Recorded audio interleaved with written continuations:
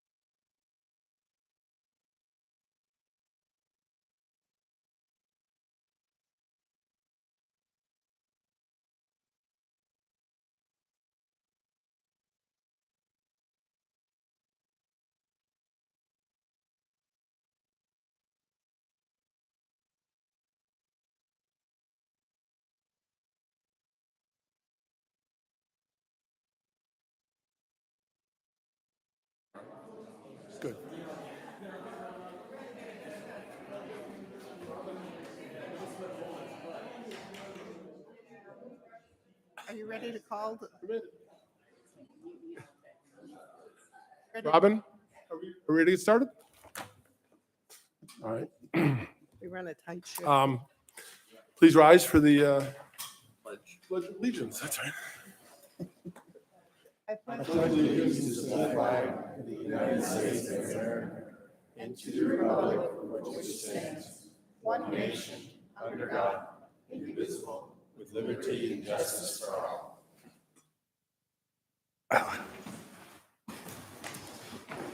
Thank you, and I would like to call the Milton Planning Commission meeting of June 22nd, 2022 to order. This is a regular meeting of the City of Milton Planning Commission, and I'm Kurt Nolte. This is a 7-member commission appointed by the City of Milton Mayor and City Council, created for the purpose of holding public hearings and making recommendations on rezoning, use permits, concurrent variance applications, comprehensive land use plan and plan map, and other related plans and amendments to the city ordinance. In attendance tonight, we have Commissioner Laura Wysong, we have Ron Gilbert, we have Commissioner Sumit Shah, we have Judy Birds, and Commissioner Fred Edwards. At this point, the only commissioner absent is Stephanie Butler. However, she has moved on. She's Correct, so she's not absent. right. The petitions will be heard in the sequence listed on the posted agenda. I would like to acquaint you with some of the rules and procedures conducting this meeting. The applicant and all those speaking in support of an application will be allowed a total of 10 minutes to present the petition. The applicant may choose to save some of the time for rebuttal following the presentation by the opposition. The opposition will be allowed a total of 10 minutes to present its position. If time remains, the opposition may be allowed to rebut. Since the burden of proof is on the applicant will be allowed to make closing remarks provided time remains with the allotted time. The staff of the Community Development Department will be keeping track of time and will inform you periodically of remaining time for your presentation. Each speaker must fill out a speaker card before speaking and leave it with a staff member of the Community Development Department. All speakers will identify themselves by name, address, and organization, if applicable, before beginning their presentation. When an opponent of a rezoning action has made, within 2 years immediately preceding the filing of the zoning action being opposed, campaign contributions aggregating $250 or more to a local government official of the local government which will consider the application, it shall be the duty of the opponent to file a disclosure with the governing authority for that respective local government at least 5 days prior to the Planning Commission meeting. A violation of relevant state statute constitutes a misdemeanor. Therefore, if you have contributed $250 or more to a council member and you have not filed a disclosure prior to the Planning Commission meeting, the city attorney strongly suggests that you have someone else speak for your point of view. Each application has been properly filed with the Department of Community Development. Signs have been posted on each site. The matter has been advertised and the notices have been mailed to property owners affected by this zoning as required by the Milton zoning ordinance. The Planning Commission's recommendation will be forwarded to the City of Milton Mayor and City Council for final distribution on approximately 5 weeks on the first Monday of each month at 6 p.m. here in council chambers. The Community Development Department has reviewed each application in conjunction with various agencies and departments, both internal and external to the city. Staff's recommendations, findings, and conclusions are here before us in a written form, which has been made available to all petitioners and to the public. Demonstration of any sort within the chamber is prohibitive, so please refrain from any applause, dialogue with the person speaking, or outburst. Please turn off all cell phones or place them on silent, and remarks will be addressed by the Planning Commission. Please show the same respect for the person speaking that you would expect to receive yourself.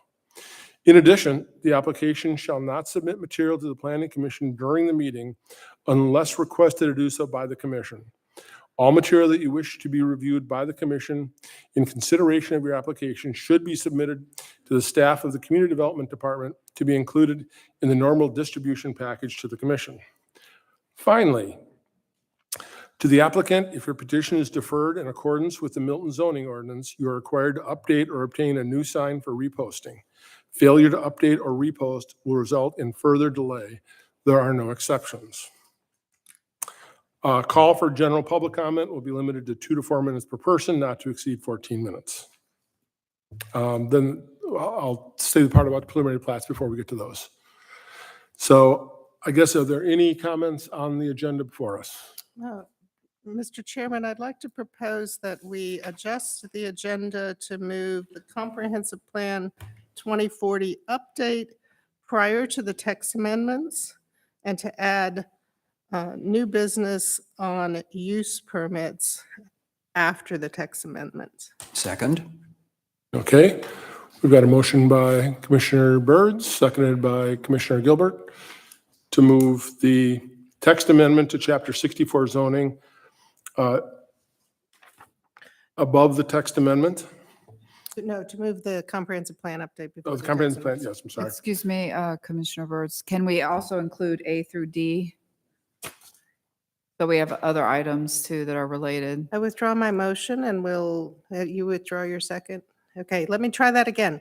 I'd like to propose that we move items 7, including A through D, prior to the text amendments, and to move new business after the text amendments to discuss use permits.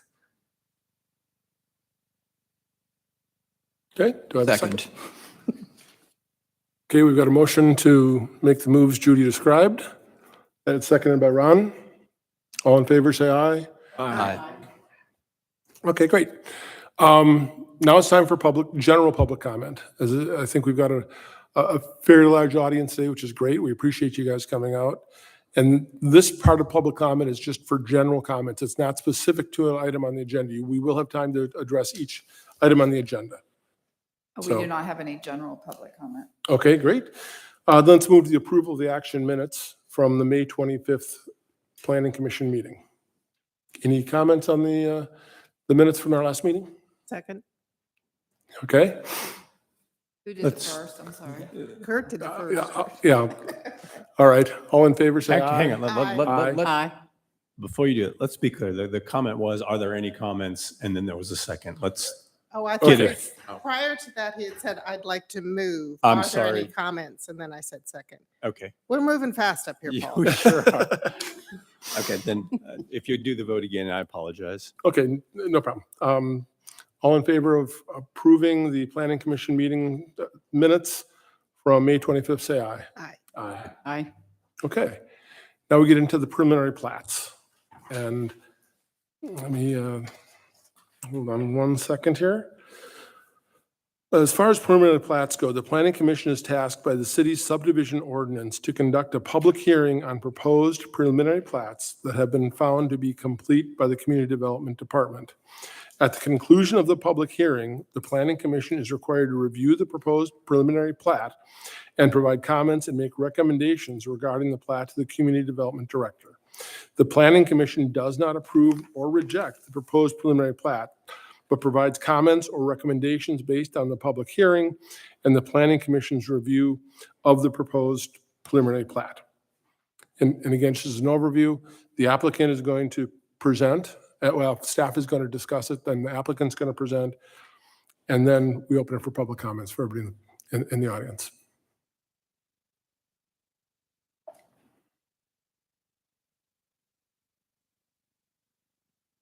Okay. The first preliminary plat we have is 5A, 12475 Broadwell Road, Hartwood by Monty Hewitt Homes. Good evening, Commissioners. The first plat to be reviewed tonight is indeed the development of Hartwood. It is located at 12475 Broadwell Road. It's land lot 1171. It's in the Crabapple Form-Based Code. It's a total of 5.75 acres across 2 existing zoning areas. There's 3.21 acres in the T4 zoning area and 2.54 acres in the T2 zoning area. There is an existing single-family home on the site, and they are proposing to have 6 townhomes in the T4 area and 21 single-family attached, 6 detached single-family homes and 21 townhomes in the T4 area. The owner and developer is Monty Hewitt Homes. Site planners, engineers is Kimley Horn. And tonight, this preliminary plat proposes to subdivide the T4 parcel into 6 single-family detached homes and 21 single-family attached homes on 3.21 acres with a density of 8.41 units per acre. Transfer of development rights, TDRs, will be purchased to allow density of an additional 3.4 units per acre, yielding 27 units. The T2 area encompassing 2.54 acres will provide for green space and future public road connection to the east. The right side of this slide includes a location map. On the southern property line is Milton Point at Broadwell, which is currently under construction. This development is located on Broadwell, just south of the Broadwell Pavilion. And I've identified the zoning area of T4 and T2, and it's across the road from the Crabapple Crossing subdivision. This is the site plan for Heartwood. Again, the 6 single-family detached homes are identified in pink, and then the 21 townhomes in the yellow. Again, the 2 different zoning areas are identified, and there will be a future public street right-of-way extension through the property. So a couple of things to highlight.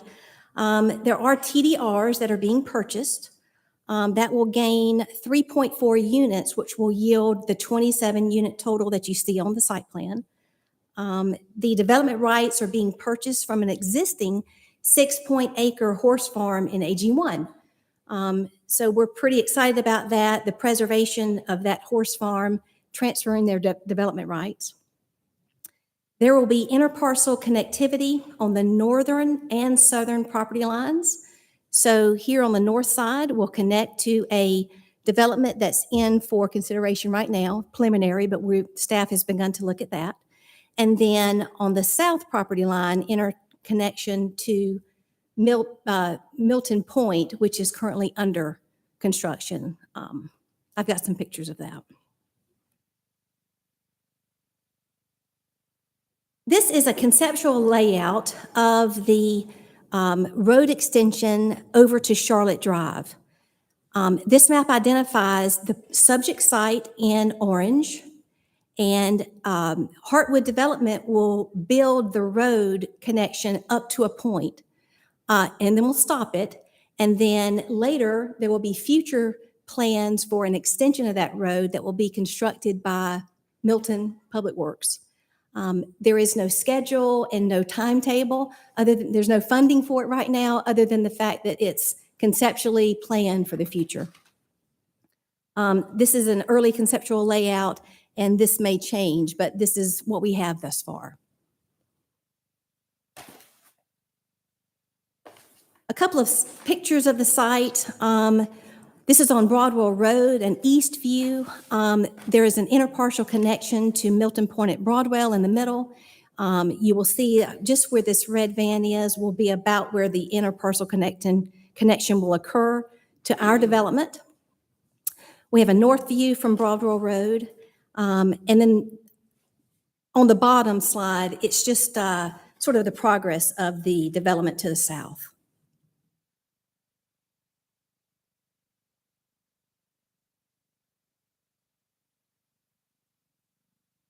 We will entertain any questions right now. I do have a representative from the development, so if you have any questions, we would like to take those now.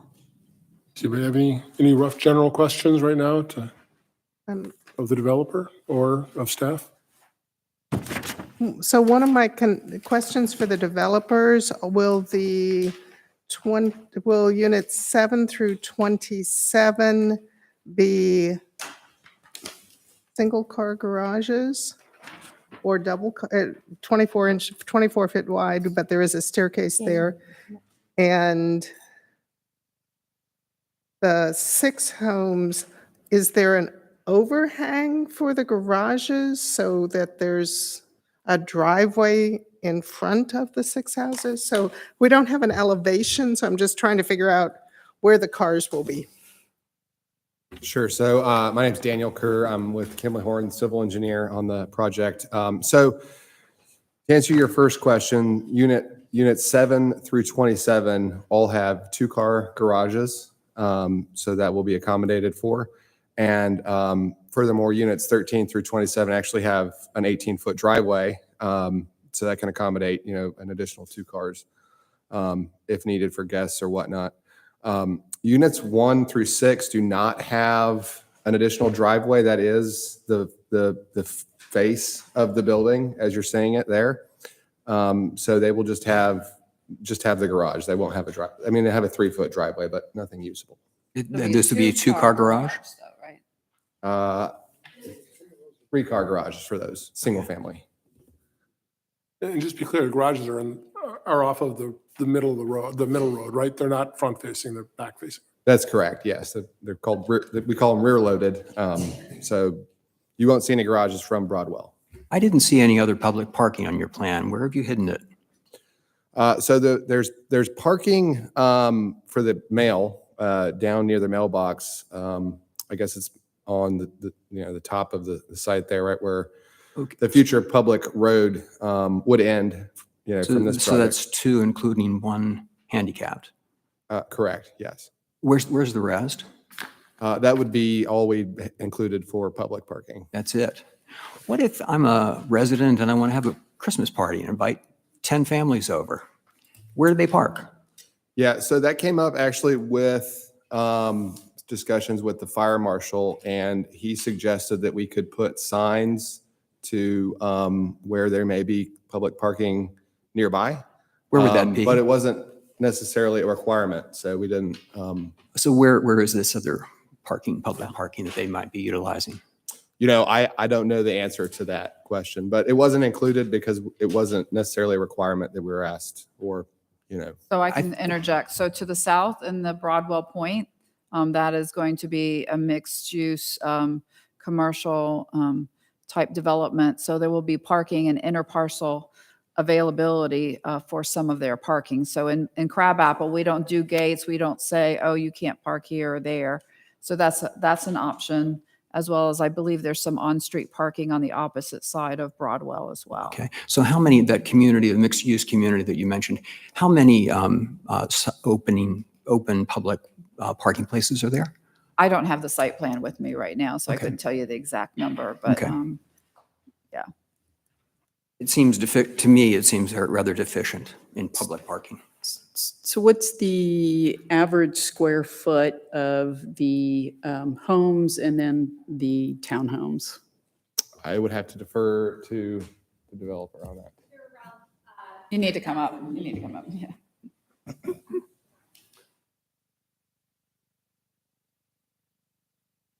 Brianna Garcia, 5775 Glen Ridge Drive, and I'm with Monty Hewitt Homes. Thanks. Could you repeat the question? Yes, so what's the average square foot on the homes and the average square foot on the townhomes? So the townhomes are around 2,700 square feet, and the single family are around 3,200. What's the price point going to be? We are still figuring that out, but we are assuming around mid-9s for the towns and 1.2 for the single family.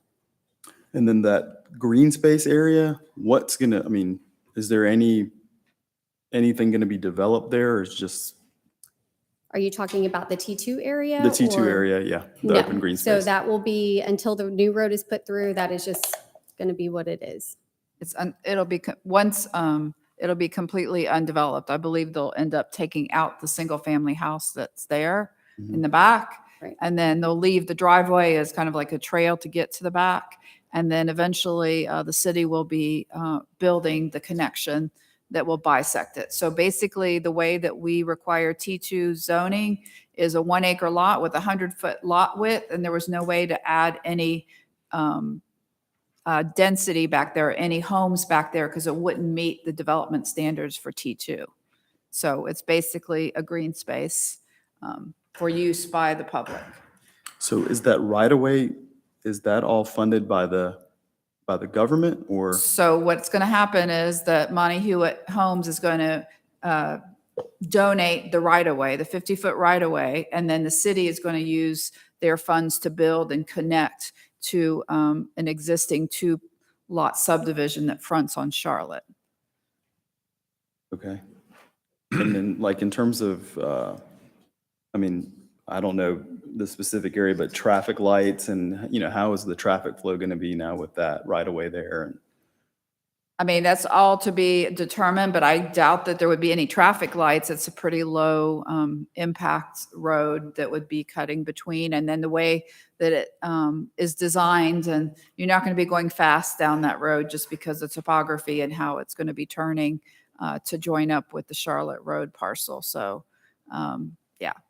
But that'll all be determined specifically in the future with the city. But Monty Hewitt Homes will donate the right-of-way through their property through the T2.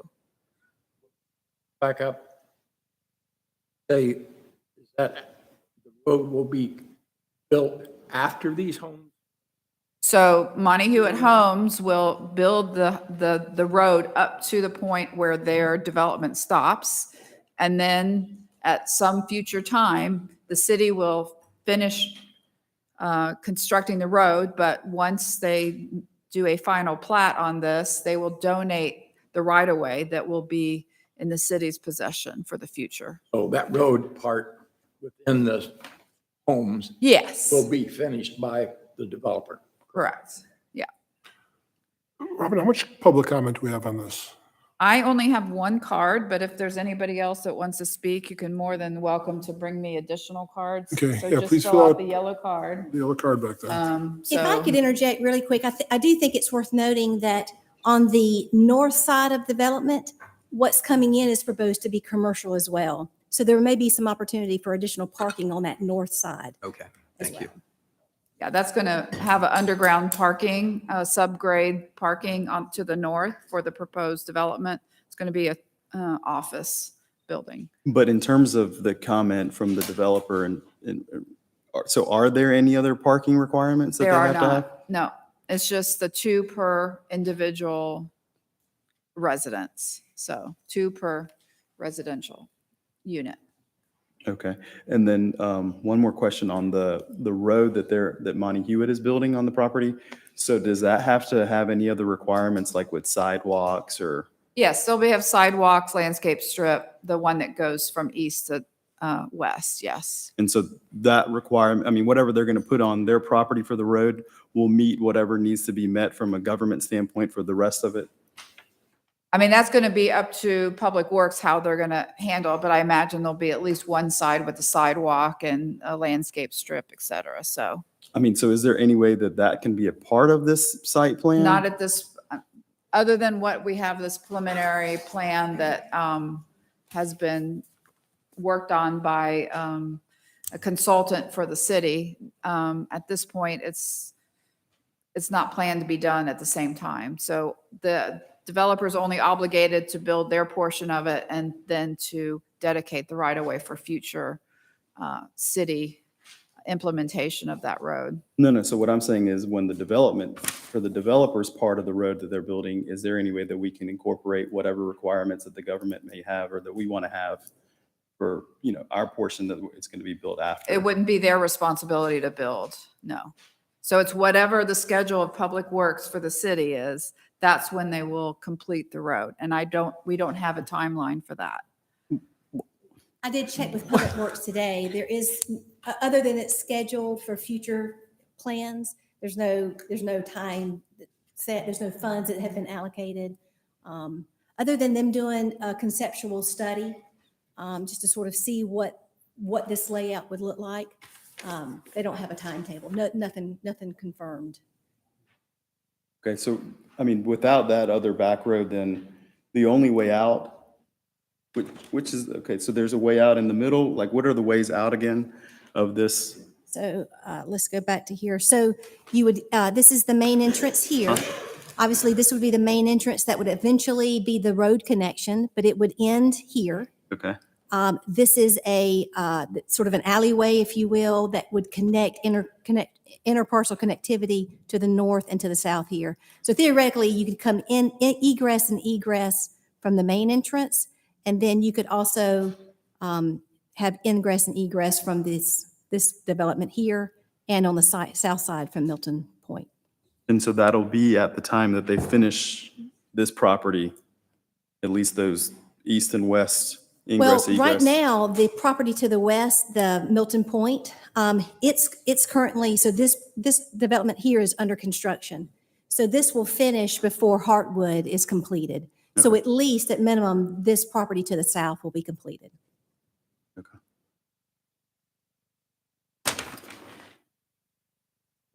Okay? So the setbacks look pretty tight on the front. You got 8, 8, 16. That seems pretty small for setback. I think we're doing a little bit more downtown Crabapple. The setbacks are a bit wider. So the setbacks for Yeah, it T4? looks pretty tight to me. the So yes, front. they had to, they meet all the setbacks for T4, so. Well, I don't care whether they meet. My point is, what are we doing in Crabapple? I think those are bigger. Those are There's a wider. range for the front setback. I understand that, but there's also consistency around what we're building so that things don't look hodgepodge. That's another thing we need to think about is, are we looking consistent or are we doing this because we're passing TDRs? So that's my concern. And I've seen that where we've basically smashed down the front side, the setback, because we wanted to get more homes in there and do the TDRs. And we've had some pretty bad stuff built doing that. So that's my comment. It doesn't look consistent with what else we've got going on. Agreed. This slide here, so the properties to the south, the Milton Point under construction, I would imagine that Heartwood's going to be approximately in line with the setbacks of Milton. I don't know what the layout is for the property to the north, but at least to the south, they'll be in proportion. Well, I think we need to see what they're doing. I mean, we really do. We need to see really what the setbacks are on this whole area so that there's consistency. So Because I think the design review board, if they see any of this when it comes up for construction stuff, they're going to not be happy with it. I mean, let's just cut the pain now and just look at it. We really need to look at that. So the property to the north, they are in for review for their building, and their sidewalks align with this configuration. Well, And then to the that's great. south, Can and we it's see very- that? I mean, so, we're looking at this. We need to see what that looks like. I mean, you can say it, but I want to see it. If I just look at one unit, that doesn't give me kind of the look of what's going on the street. It just gives me this. And the other place isn't built, so it's really hard for me to look at this and go, okay.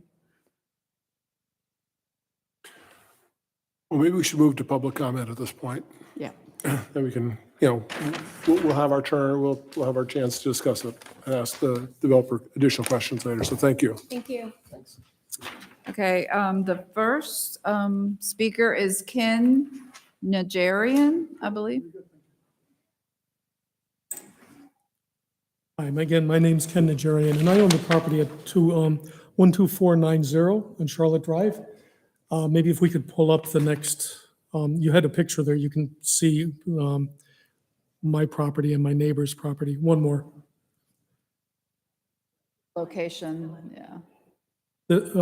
Right here. So you can see where these two properties in the back bump up to the T2 area.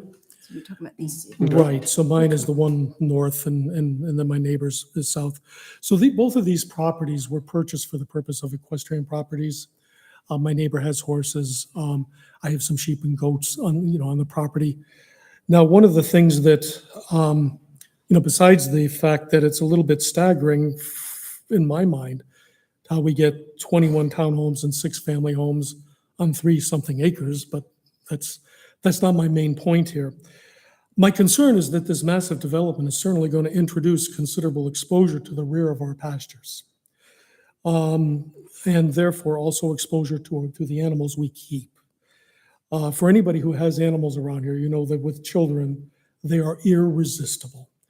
And that this development can potentially pose a danger to the children and also to our animals. They'll want to feed them and other things like that. But also the animals can bite when they're doing this. So I guess what I would like to request as a condition of the approval from this board is that there's an 8-foot barrier of some durable material, because the wood and things like that won't last, something like brick, to be able to protect children from the animals and also our animals from the children that would be around here.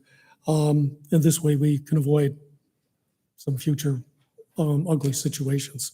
So I'd like to offer that up as a request. And I think probably my neighbor's going to talk about that as well too. So. Okay, great. Thank you. Thank you. Okay. The next speaker is Roger Bauer.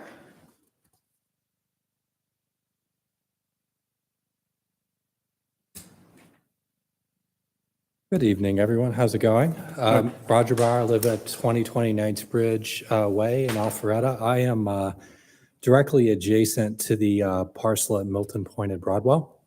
And so many of you on staff have known me from prior discussions at 12455 Broadwell Road, and it'll come up in a little bit. I'll start with the good. First of all, very supportive of development of this parcel in a residential way. I think that's very good. I have looked at the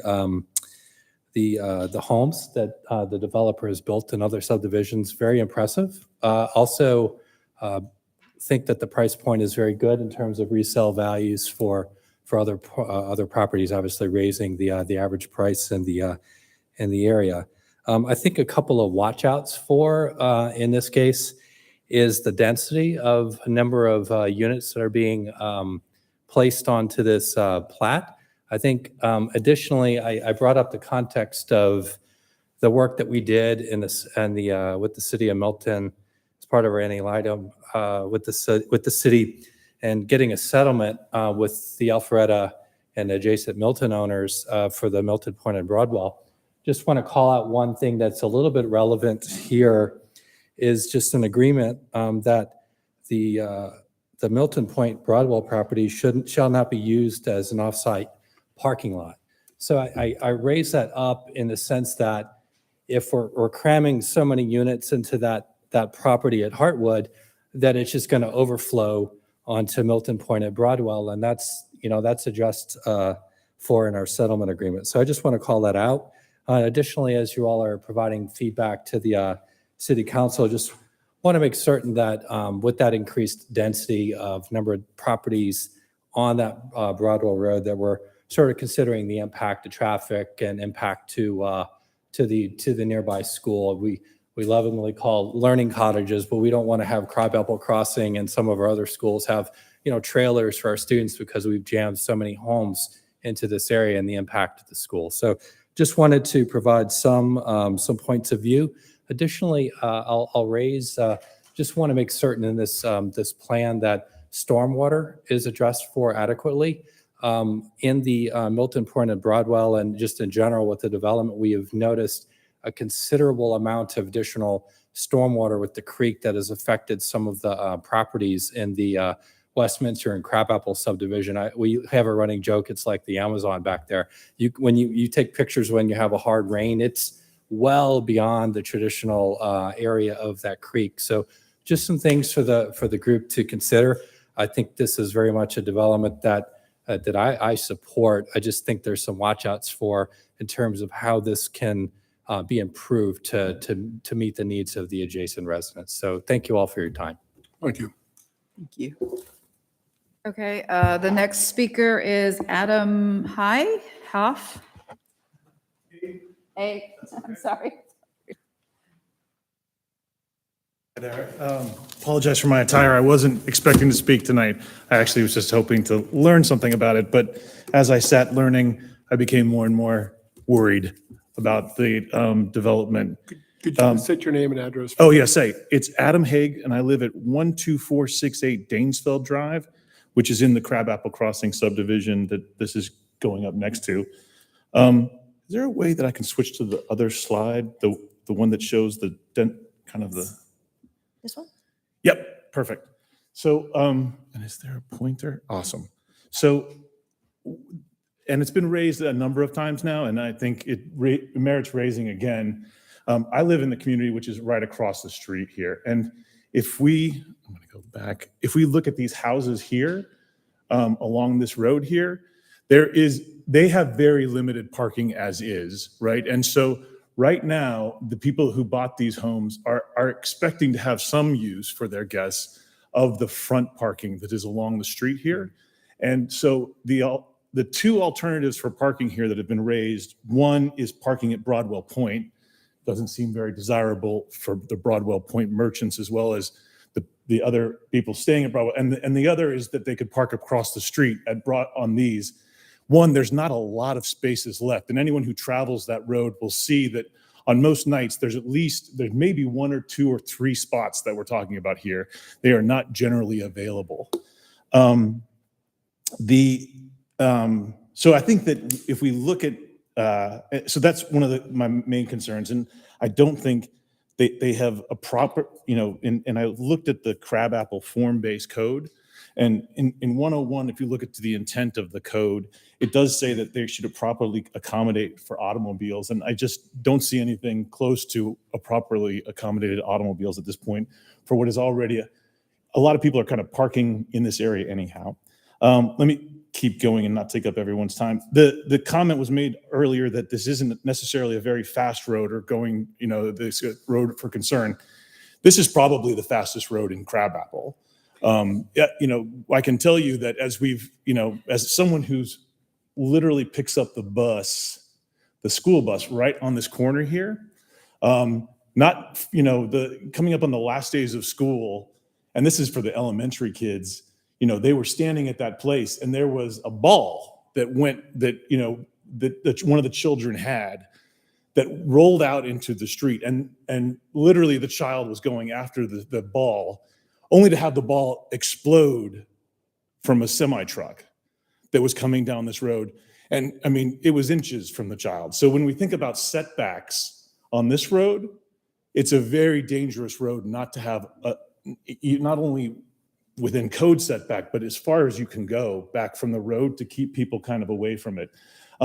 This is about the fastest road we have, and maybe it'll be one of the most dangerous. And if you put a lot of people right on that road, it only becomes more dangerous, as well as the turns. So in addition, I don't know how the plan is to set up this turn here, but as the turns out of Crabapple Crossing here and here, and there's actually one here, all of those are really hairy, right? I mean, in all honesty, I'm a father of 2 student drivers, and I cringe. I tell them they don't go out that way. They have to go out a different route because the ability to see cars coming from the left is almost impossible with the trees and with, if someone parks a Suburban or a large car here and then the trees, it is very difficult to see oncoming traffic until they're right on top of you. So it's a little bit of a hairy situation as it is. Another thing that's in the code is that we try to, and the code, I have it here, just to pull it up directly. So the development should be concentrated in areas served by existing infrastructure and discouraged in areas lacking it. So as I understand it, this is just a single family home right now. And so we are going to be having, in order to support those homes, I imagine you're going to have some infrastructure put in to do that. And the code says we should be discouraging that and going forward in the area. And lastly, the code also calls for that we should have a range of open spaces, parks, squares, playgrounds, and preserved rural areas should be distributed through Crabapple. We're starting to run out of rural areas in Crabapple. And I love the development, and I think it's great. And I think all the things, as a resident to this area, I love that I can walk to all these great places, and having it become kind of this really cool walking community has been great. But we are starting to run out of rural areas in Crabapple. And you could really, and the idea here was that the T2 plot would remain a rural area open to the public. That seemed odd to me when she said that, because in fact, it's going to be behind the whole subdivision and the whole dense development. So is it possible that the developer, if he actually owns both of these plots, could move his development back and actually put some of the frontage as his area, which is preserved? Anyhow, these are just some thoughts that I kind of came, again, wasn't expecting to talk, or I would have had much more coherent thoughts, but just some concerns that came up as I was sitting there. So thank you for your time. Thank you. Thank you. Okay, the next comment person is Dan Lingard. Hello, Dan Lingard, 12470 Charlotte Drive.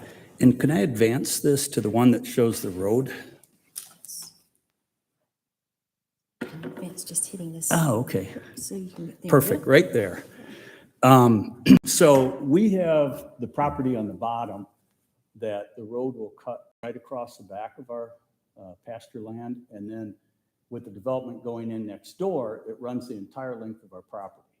So I guess these comments are both for the developer as well as for the planning commission. And as Ken and some of the other folks have pointed out, we're concerned about the well-being of our horses, as well as the protection of children who might be tempted to climb the fence to feed the animals, whatever. The concern I have is that, we bought this horse farm 17 years ago. We're, I think, the only horse farm in the area. Now, Ken has some animals as well. But, we thought this was going to be a horse farm we could have and not have to worry about development given the properties around us. This proposed road really concerns me. I'm curious about the setback. I think it's going to become a cut through from Birmingham and other areas as they come through onto Charlotte. I know on Charlotte Drive, traffic there during rush hour is probably 50 miles an hour. The people that live in the subdivision across the street from me, Mid-Broadwell Trace, it's because it's straight and then there's a curve, and of course, like all subdivisions, they have shrubbery and stuff. When I'm walking the dog every morning, I see the people, they come up to the stop sign, they creep out, they creep out, they creep out, and then they gas it. And about that time, somebody comes around the corner about 55, 60 miles an hour. And this egress on the bottom on Charlotte is going to have that exact same scenario. It's going to, and it'll be parallel to my driveway. My driveway is right here. So it's crazy to me. So I know Ken talked about a barrier fence of some substantial material. I would be concerned. I would want that all the way down along that main road that runs along the side of my property. And I guess that's more of a comment for the planning commission.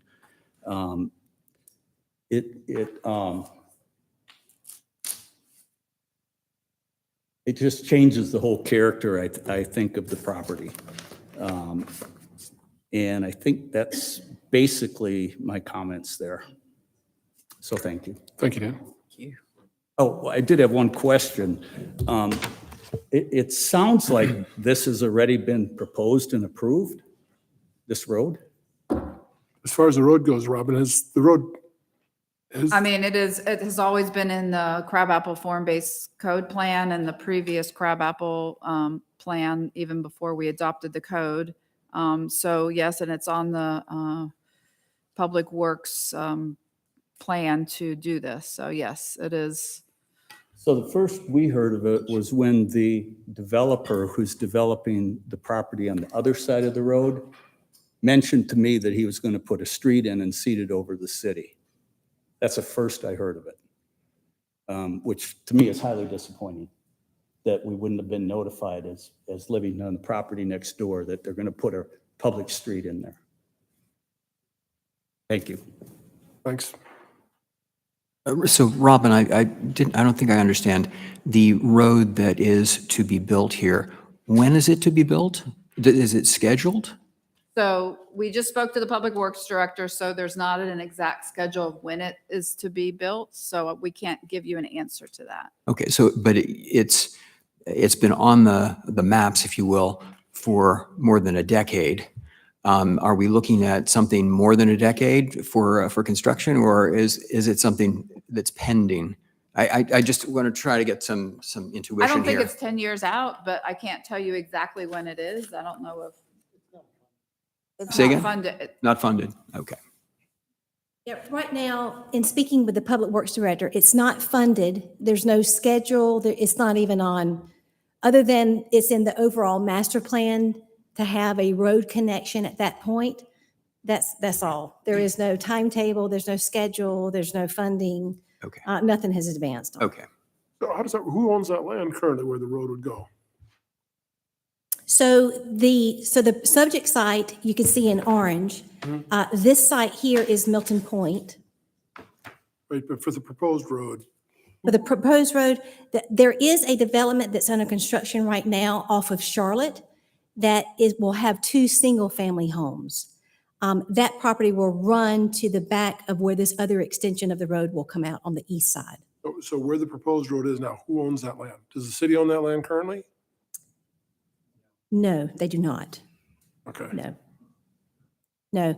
The parcels that the road is on, there, at least the development on Charlotte, that came in and they agreed to dedicate that portion of the back property or dedicate that portion of the road to the city for the extension. Okay, but it seems like we've got a pretty good stretch of road there that's not owned by the city and that, okay.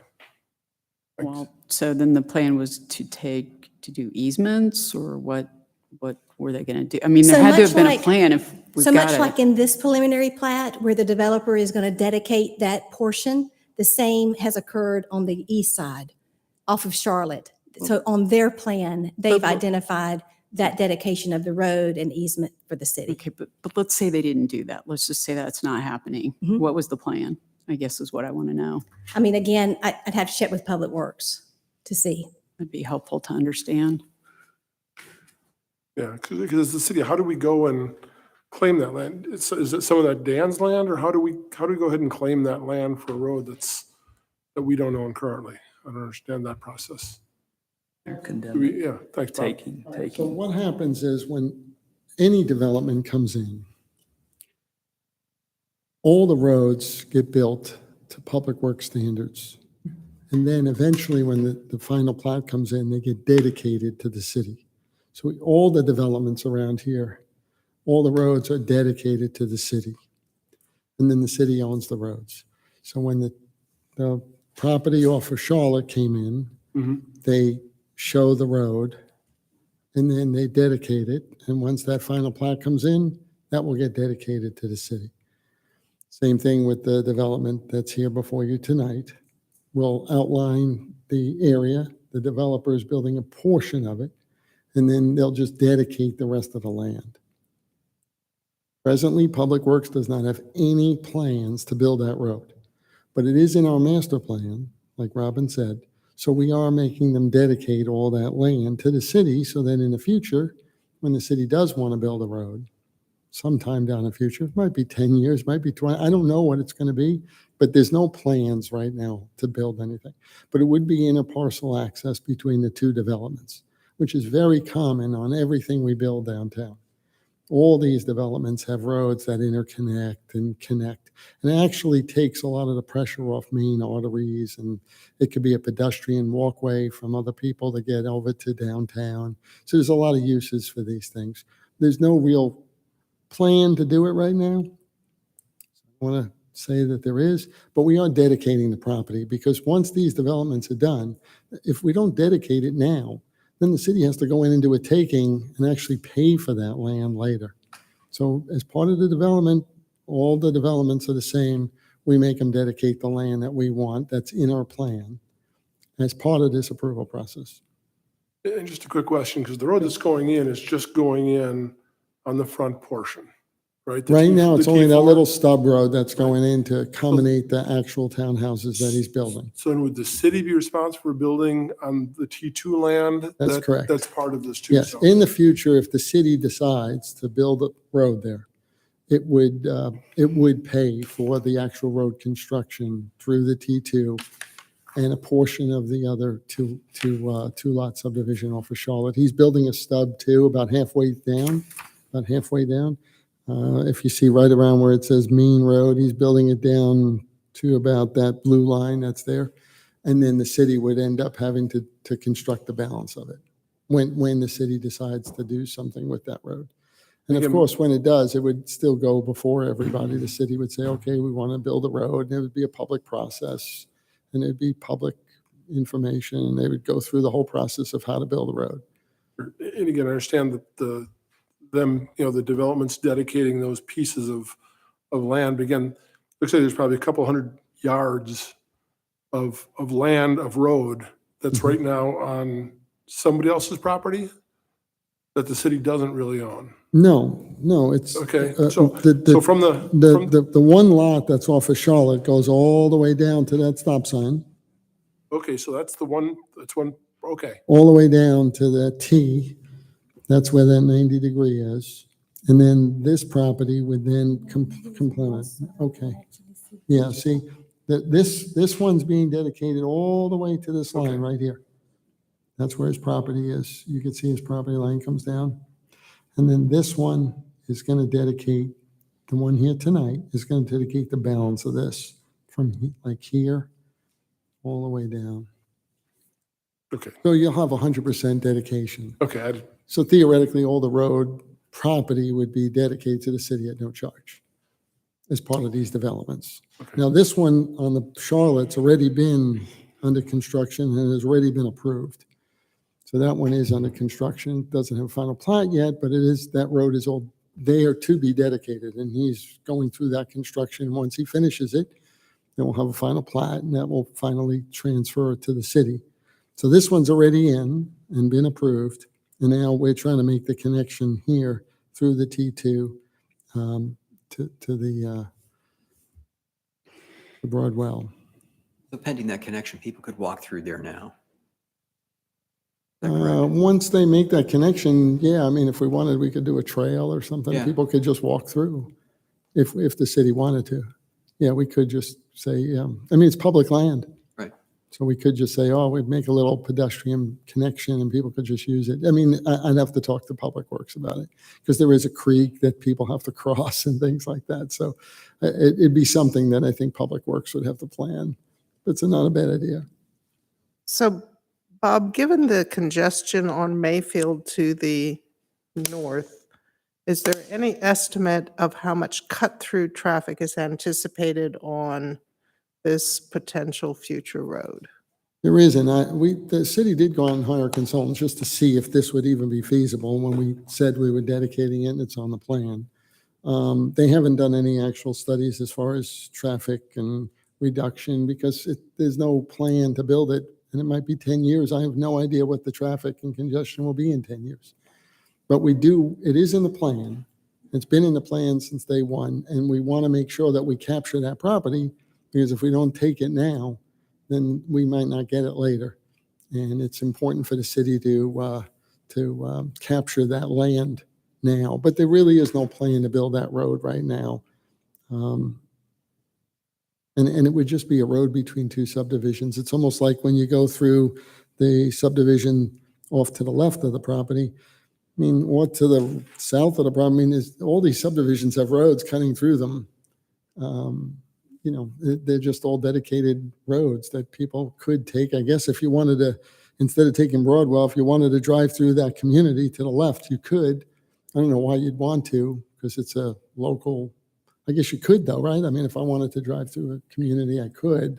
I don't generally do though. And when I'm coming here, I generally take one of the major arteries, like Broadwell or a major road. And then based upon, I think it was brought up a couple of times that, Broadwell, the speed and the line of sight and all that, dangerous. And now we're going to be adding, if each one of these has 54 more cars to that road. Do they need to do a traffic study? Do we need to do a traffic study to determine what's really needed there? We work with Public Works already, and they said that they don't need to do more anymore. It's the density's not high enough to really warrant doing a decel lane or a traffic study. It's just, and Turn honestly, lanes, all those properties running north are eventually going to get developed. So the property to the south is being developed with commercial, retail, and residential mixed use. And the one to the north is in already, like Robin stated. I do have a site plan if you want to look. Oh, yeah, we can look at that site plan too. So they're coming in, they actually have structured parking. So they'll have underneath the building, they'll have a public parking structured garage as part of that development that people could park in, and it's open to the public. So, and then to the north of those, there's still a couple of, still some more land that I know people are interested in. Eventually, they're going to buy them. I will tell the board that the price of property in Crabapple is going literally through the roof. I mean, people are buying property. The corner gateway property, 18 months ago, it was sold for $500,000, and 18 months later, it's now $2.5 million. So property in this area is just going through higher and higher every day, and people are going to want to capture those lots. Those are available lots for building. And this is not, yeah, Yes. so this is what it would look like in its totality. So you can see, So this is the inner parcel right here, Yeah. to the north. And then this is the building that pretty much aligns with the frontages of the townhomes. This is the property line, this straight dotted line. And those townhouses are 10 feet from the right of way. And then we have a sidewalk in the right of way that's going to be matching up with to the north.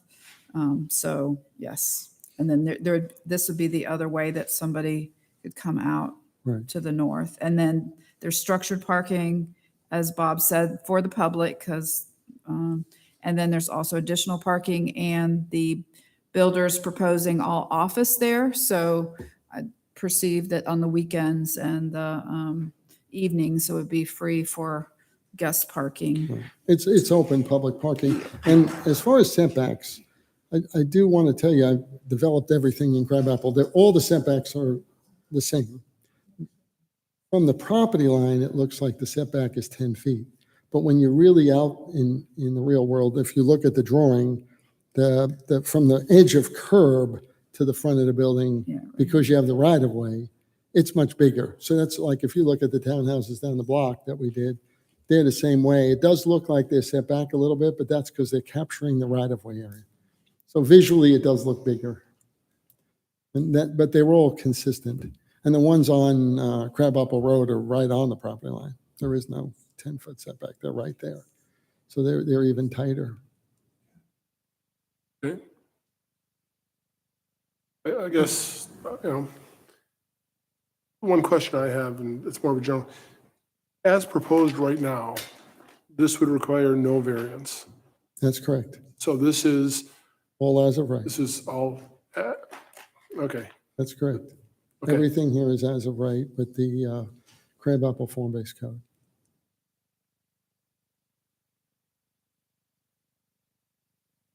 So then obviously the architecture will go through the design, the attached units will go through the design review board. They're starting working on it. They're in the right direction, but they're not quite ready for public viewing. We want to help them, work with them a bit more. And then, it'll all go before the DRB. Yeah, I review all the single-family detached homes and the townhomes, and then I'll bring the townhomes to DRB just for their final blessing as well. But we'll make sure that they look consistent with the Milton character and brand that we've been doing.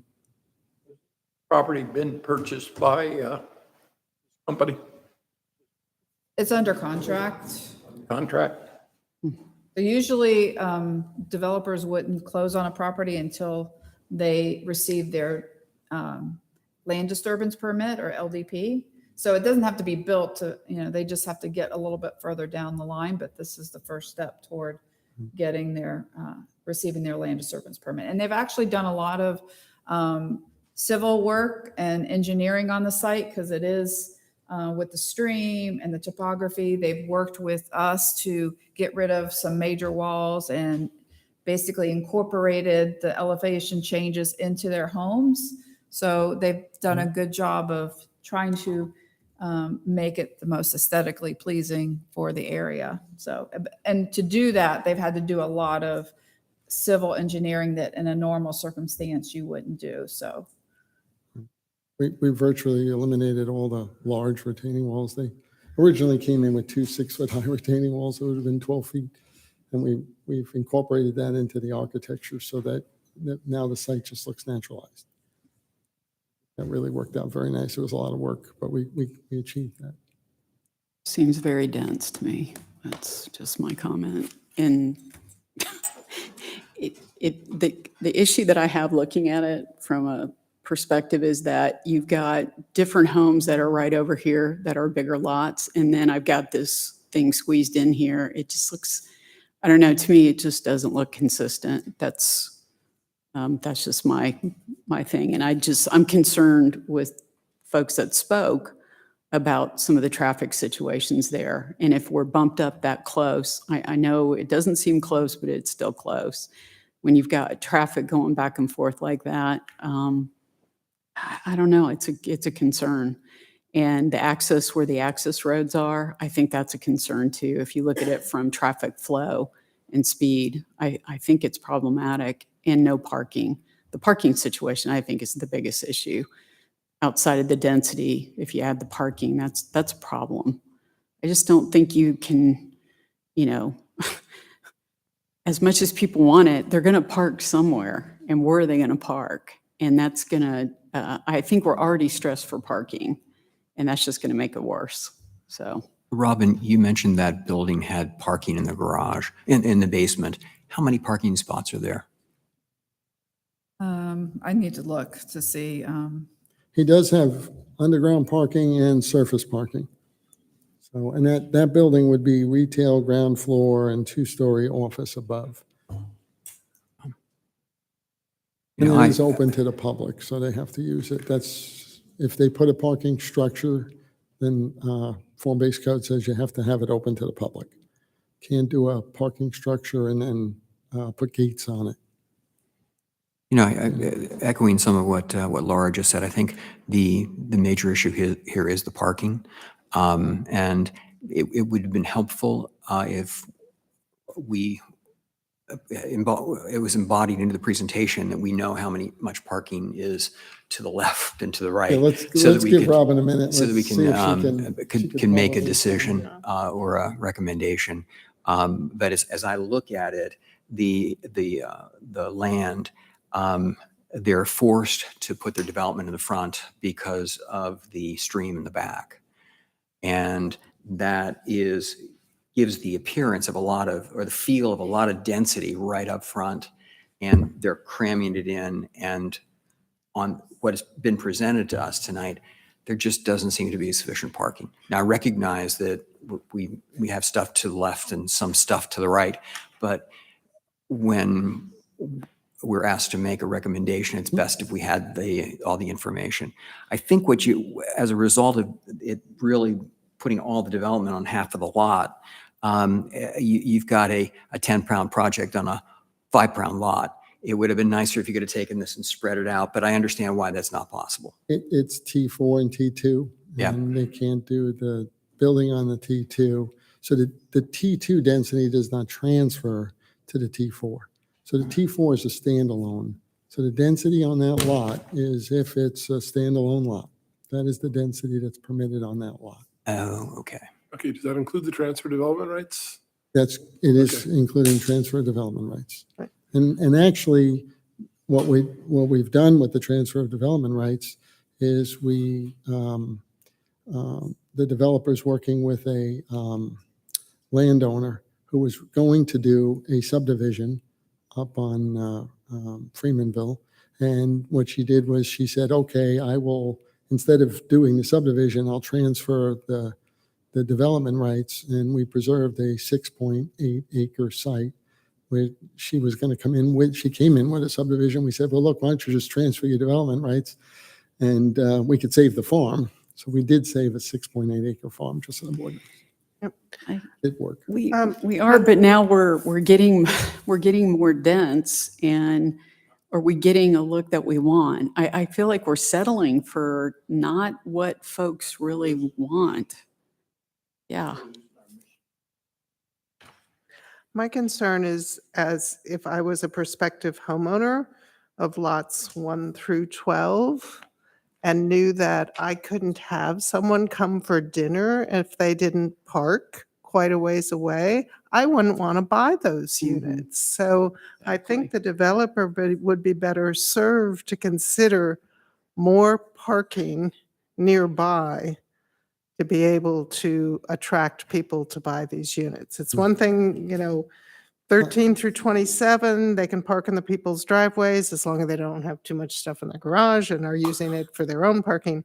But there's no guest parking other than the one spot that isn't handicapped by the mail kiosk, which Right. means nobody can get their mail if there's an overnight guest. And, we've discussed this in our group before, that we need to relook at our parking requirements because they are inadequate for this space. Wrong. And I'll let the developer weigh in on that. Talk about what they think. With the room behind this, could there be room for parking back there? Is that something they could put? In the T2, Well, I don't know if, even, we don't really allow any parking in the T2, but Well, we could look at that. yeah, I mean, I think we're trying to put well, square peg into a round hole. And it's like, yeah. not working. If I go back to, this is all by right. Yeah. Yeah, if I buy this piece of property, I've got the right to do what they want to do. Yeah, but they could Underst- eliminate unit 7 and put parking there. Yeah. Yeah, there's things you can do, but I mean, yeah, and then I got to say, okay, who's going to buy and who's going to pay that? And then if you're heading into a recession, they might sit. So, I mean, let's be realistic about where we're at right now. I mean, yeah, it might be great now, but in about 2 months, that thing could all crater. So I'm just saying, do you want, something sitting that might not be optimal because there isn't parking? I don't know. Okay, Robin did the analysis here. There's 18 in the parking garage, 37 surface, and 2 on street. Yeah, so they have a perpendicular street that, from Broadwell, so they have 2 parking on street, which is basically right next to the north of the townhomes, so 18, 37, and 2. You could sort of see it on this video. Yeah. You could see it to the right of the shaded building. Yeah. There's two on street, Right, and then this. there'll be 37 in the back and 18 in the public garage. Any other questions, discussion? I think, do we have more public So comment? does the applicant want to come up and explain?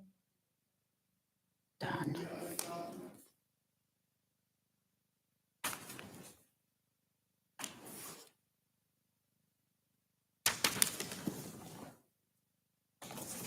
I do appreciate all your comments and concerns. I do feel a real sense of community here. So this is actually very normal for us. We do building all around, a lot of it in town, which I know this is not in town. We did Halcyon, Avalon. So we have done outside of the city. So this is very normal to us. People find ways. Especially having this property next door where they could park, having the driveways that can support 2 cars.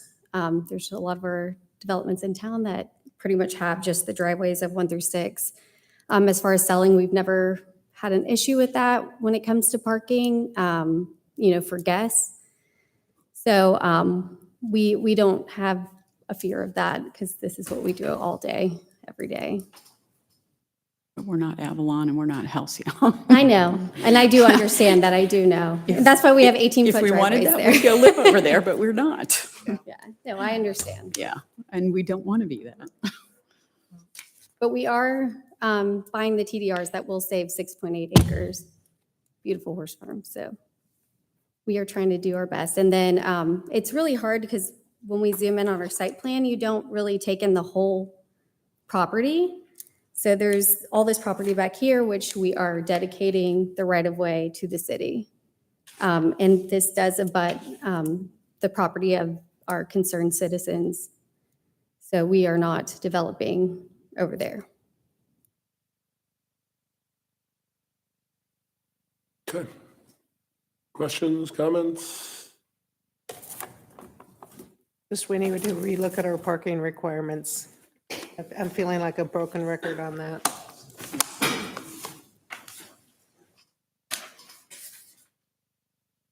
All right, well, we've got the ability to recommend approval with conditions or suggested conditions, recommend denial, or recommend deferral.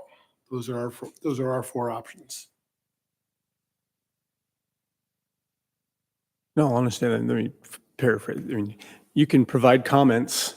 You're reviewing the plat, the preliminary plat, providing comments to the director that can include recommendations that you want with it. So, I mean, that could encompass, the recommendations might encompass those things, but your role is to provide comments and recommendations to the director. But the director then essentially reviews it for compliance with the city's code, and it gets approved based on compliance with the code. Okay. They can work with your comments and see what they can get done in incorporating some of those comments and recommendations at that time. All right. What comments would we like to suggest for the development director to take into account in reviewing this? I'll start with, I would like to recommend that they consider additional shared parking for their units.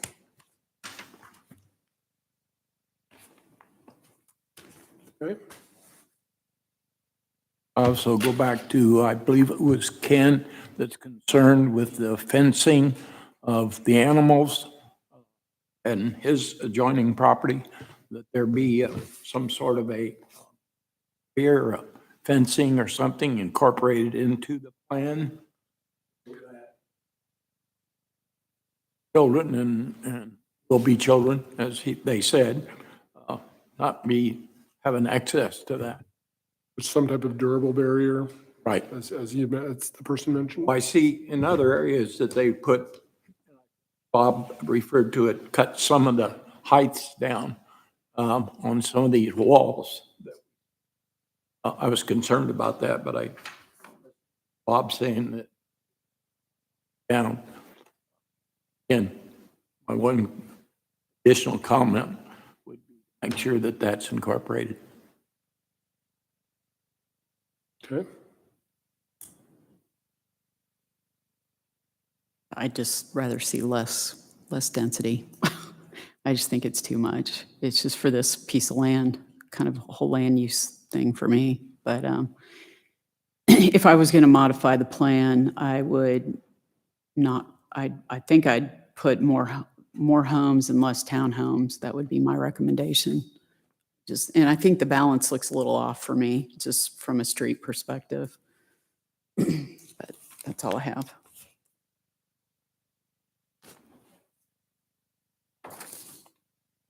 Okay. Anything else?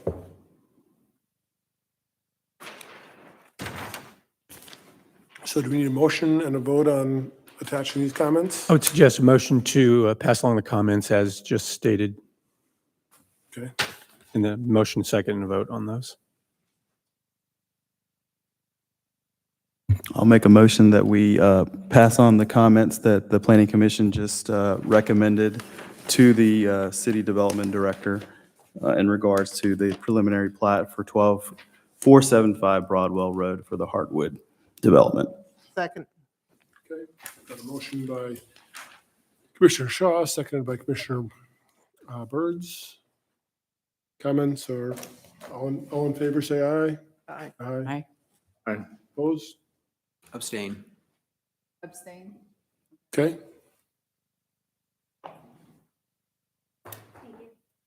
All right.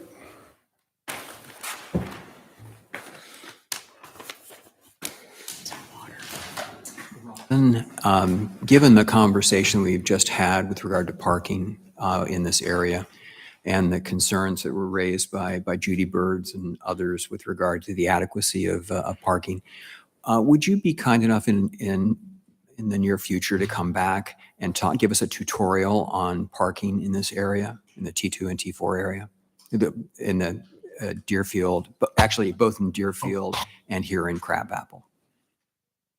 Thank you. All right. The next item on the agenda is 5B0 Long Street Road, Puckett Assemblage by Toll Brothers.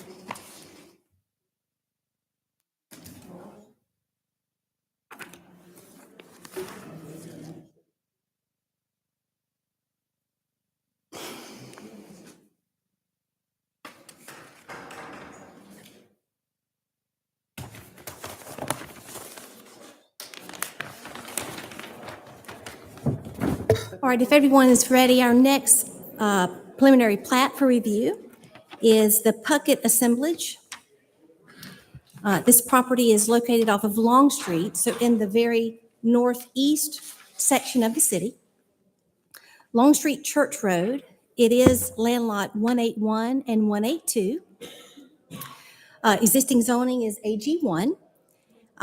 It's an undeveloped lot, 45.464 acres in the Milton area, and there's proposed 30 single-family lots within the Milton portion. The owner developer is Toll Brothers.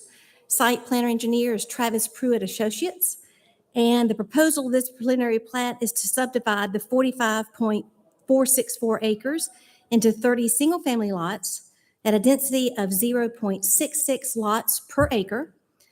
Minimum 1 acre lot sizes are proposed with 2.965 acres located within the floodplain.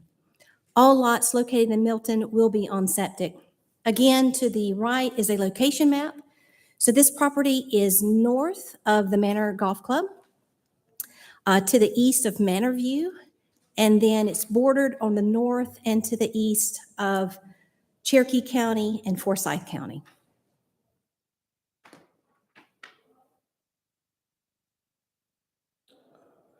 This is the proposed site plan for the Puckett assemblage. On the right-hand side, the overall plan shows the Milton area in relationship to the Cherokee County property and the Forsyth County property. The entrance to the development will be on the north side through Cherokee County, and then on the east side along Campground Road here in Forsyth County. The area within Milton are all 1 acre lots. Lot sizes range from 1 to 3 acres. And there's a total of 30 single family lots.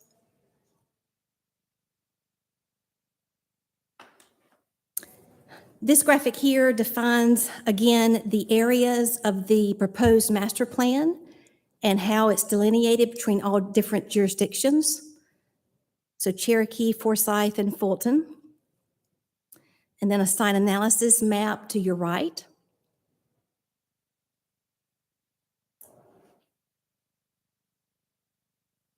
A few things to highlight. Fire service, we have confirmation from the fire marshal that there will be an intergovernmental agreement with Cherokee County and Forsyth County. Fulton County has confirmed that the school district will be within Fulton County. All of the lots within Milton are septic for waste management. Again, 1 acre to 3 acres in lot sizes. And when staff conducts the land disturbance permit review of their civil construction documents, we will put a condition that lots, specifically like Lot 1, Lot 6, maybe 7, or even 9, that have a minimum buildable area, we will restrict future buffer variances on those lots that abut the stream buffer. So we want to identify before a LDP set is approved that no future variances can come in because those lots are restricted because of the stream buffer.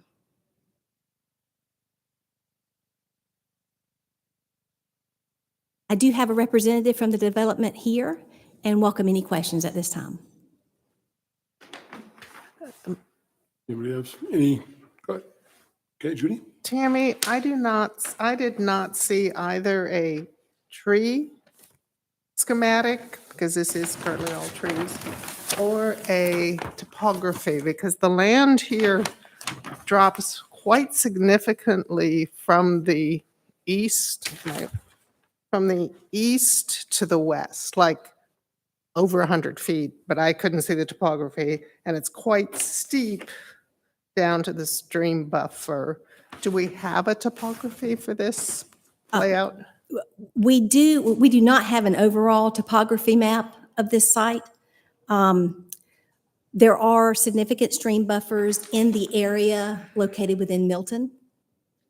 The site right now is undeveloped, so it's wooded. It's wooded now, but we do not have I know that the applicant has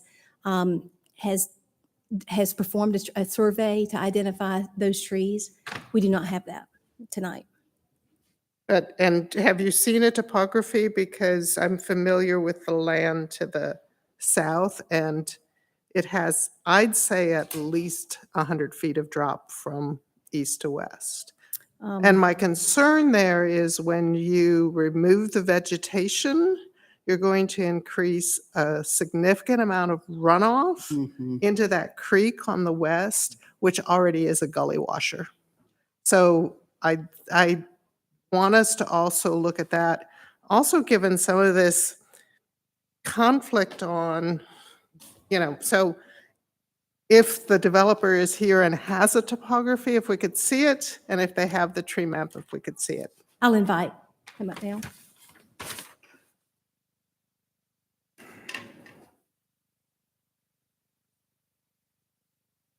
They have a couple of extra slides. How do I get to the desktop? Escape? Right. It will come back. Okay.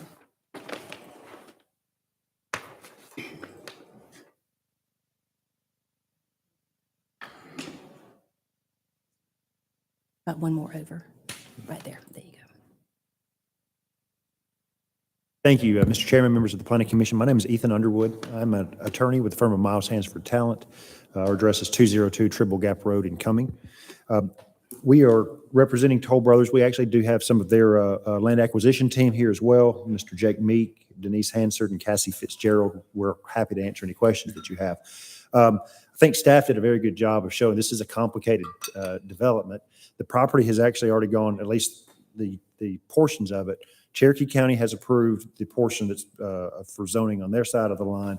Forsyth County has approved their side of the line, and now we're going through the plat. Obviously, we're not changing the underlying zoning here in Milton, but we are going through the preliminary plat process. This is the most recent update. You may have seen an earlier version that staff displayed that showed a roundabout right at the apex of all three counties. While that's got the cool factor, we couldn't get all of the counties to agree to who would maintain what parts of that roundabout. So unfortunately, the roundabout design had to go away. This is the current design. The city of Milton will be responsible for maintaining only the roads in the portion of the property that's located in the city of Milton. Regarding other infrastructure, we wanted to emphasize to you that no sanitary sewer lines will be running through the city of Milton. So there's not, even the sewer that's going to be serving Forsyth and Cherokee County, no new lines will be coming through the city. And this is staff actually had a little better highlighted map. This shows the septic layout, and to Commissioner Byrd's comment about the trees, while this has not been fully engineered yet, it's pretty darn close, and this is showing the areas that will be left undisturbed. We acknowledge that from a stormwater design, that there will have to be a pre-development hydrology study and a post-development hydrology study so that stormwater cannot flow off this site at a rate any faster post-development than it does pre-development. So Toll Brothers is very cognizant of those neighbors and want to make sure that there is no downstream flooding. But this is showing where generally the tree canopy will be preserved in the shaded areas. So the brown area is where the tree canopy will be preserved? Is that Yes. what Now, I- again, there may be some slight changes just because when you start doing the site engineering, but this is what has been preliminarily submitted and is, it's probably 80% of the way there, just to say, we're going to do lot grading, but you've got several streams that can't be touched anyway. And then also just trying to, you'll have some clearing for the septic lines and the homes, but just frankly, to minimize costs, Toll doesn't want to be out there grading this site any more than it has to.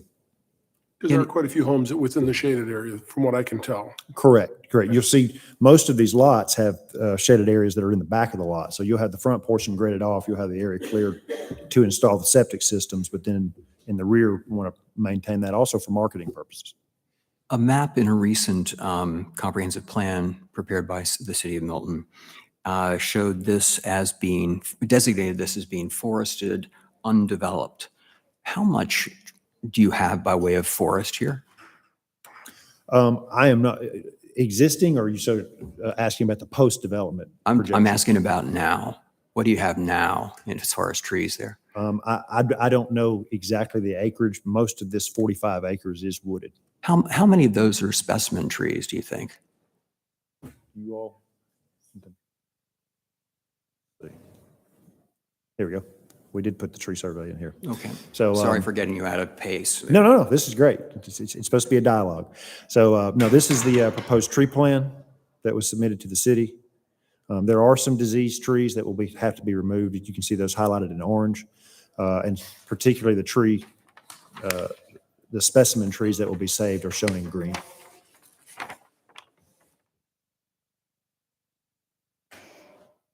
Based on the topography, are there plans for basements in some of these homes? Yes, wherever they can put basements in.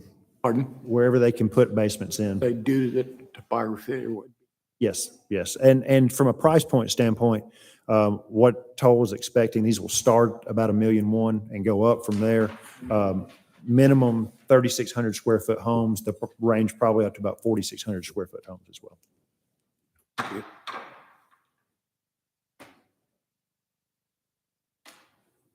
See, we do have the specimen tree chart here that was submitted. We can get as detailed as you'd like. I don't want to move too fast, but and these are sample elevations that have been submitted. It's obviously Milton style, modern farmhouse architecture.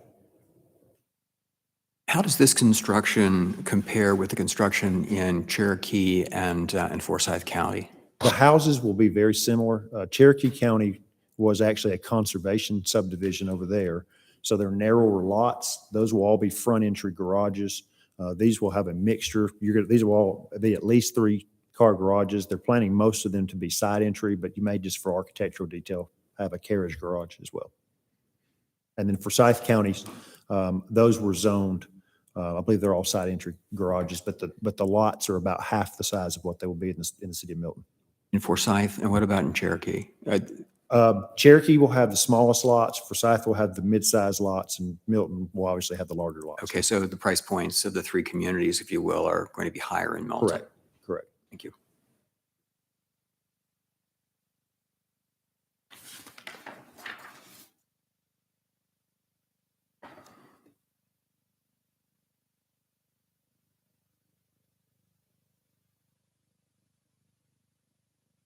I guess a question for Bob, given the steep grade of this plot of land and the existing designated wetlands, even though the notes say there aren't any, what do we usually require as far as a hydrology study before a land disturbance permit?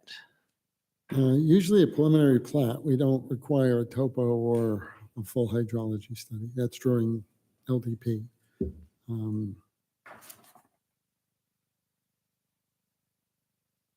With the topography that's here, if the applicant doesn't have a full topo or any analysis,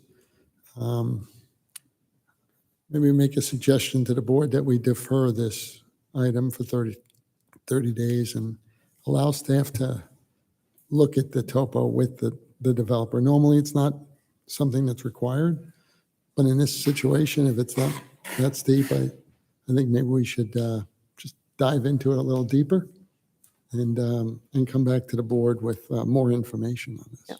And Just to then, make sure. yeah, and then perhaps to take a look at the current creek that's in Milton that this runs into, because it gully washes. I mean, Okay. it's got creek, and creek beds. It's gully washed a number of times. Okay. Yeah, we could look into that too and bring that back to you too. We'll just have the developer come up with some more data. And I'll have my site engineer review some of it ahead of time. Normally we do it at LDP, but in this particular case, based on Commissioner Byrd's comments, I wouldn't mind a 30-day deferral to bring it to you ahead of time. I think it'd be a good idea. It is a sensitive piece of property, and like Commissioner Gilbert said, it's itemized on the comp plan as being a very sensitive piece of property on the future land use map and all. I really think we should look at that. Yep. And I Little might further. have more questions after public comment. I would, as you're looking at that, Bob, Yes. there's several lots that I think, that I've circled that I think you would not be able to do any sort of pool variance on some of Yes. these. There's quite a few actually, and I think that would have to be stipulated because that just creates a lot of headaches. So. Do we have any public comment on this, Robin? Is there any public? No, is there any public comment? I do not unless there's anybody. Does anybody want to speak on I this? don't have any yellow cards up here, so. Okay, great, thanks. Any other questions we have now?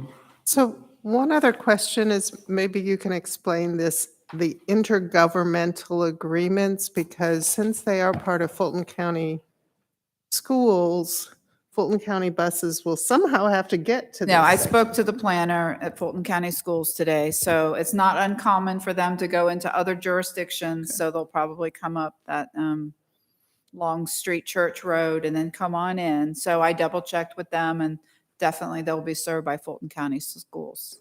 And then the intergovernment on police and fire, because I know up near me, there's a subdivision where one of the access roads that isn't gated is you access from another county, and the police have said, oh, we can't go in through there because we can't go into the other county.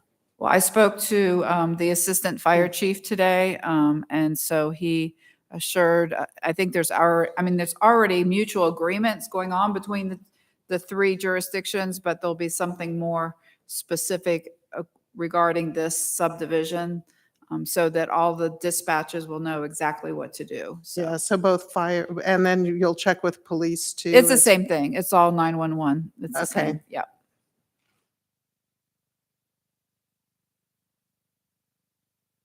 Okay, any other questions or comments? One of the things, Laura, were you, in relating to some of those, I was going to ask about the really average size of homes. Doesn't really describe some of those locations. Is that what you're referring to? Yeah, is where placement would be on the lot, because I mean, yes, they might be an acre, but with all the buffers, they become really small. Right. And there's no room for variance. So, I mean, I can give you the list of the ones that I've circled that are on there. I had 24, 25, 22, 21, 11, 12, 13, 10, 9, 8, 7, 6, and 1. Those were the ones I was. There- 9/8. Yeah, there's just like, there's topo, there's buffers, there's a whole lot of stuff there.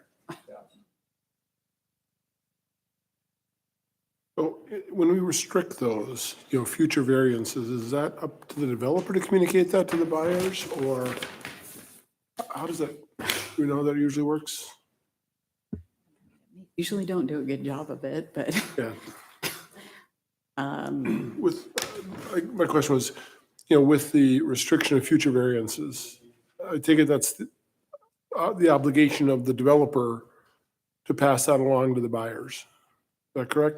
That is correct. And during the LDP process, when we look at that, we've had another development in the neighborhood that's under construction right now that we don't, at LDP, we don't want, there will be a condition so that potential buyers are not misled that they are able to have all of these accessory structures, even or maybe a pool. Some of the lots, we asked the developer to look at, because it is 1 acre, the buildable area is pretty minimal. Staff has done a formula to identify what is a minimum, and that average come out to be about 8,000 square feet. Specific lots, I don't have it up right now, but I believe number 6 is pretty small. Those do meet that 8,000 square foot minimum that staff has identified as a minimum buildable area. But to use logic, if they've got primary and secondary fields for septic and the buffers, there's going to be restrictions to some of these lots. So that will be identified on the plans during the LDP process.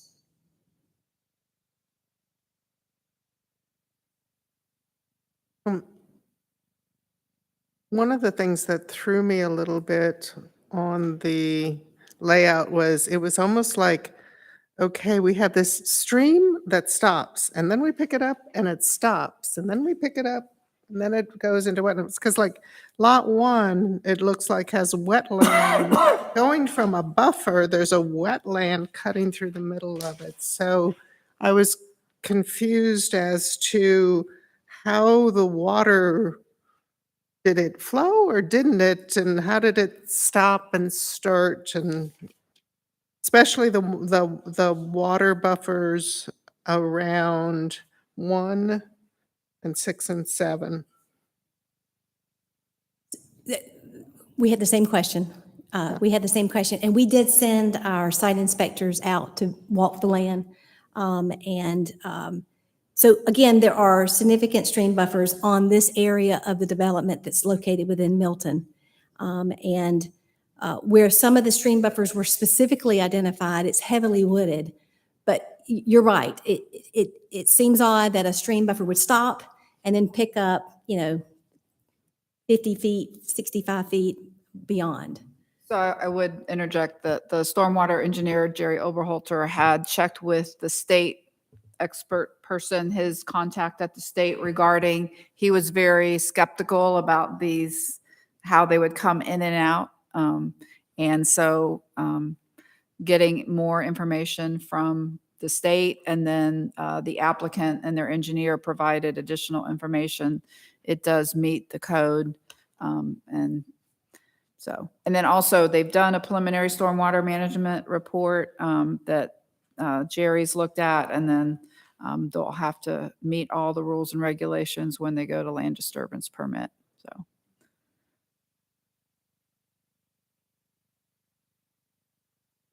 I'd like to move that, yeah. Can we defer this until we get a topography study? I think that would be prudent. And is there anything else that anyone else would like to see before, other than, I'd like more clarification on these start and stop water buffers. So I'd like to make a motion that we recommend deferral on this until we can get more information regarding the topography and the water buffers. Second. Okay. All in favor, say aye. Aye. Aye. Opposed? It's unanimous. Thank you.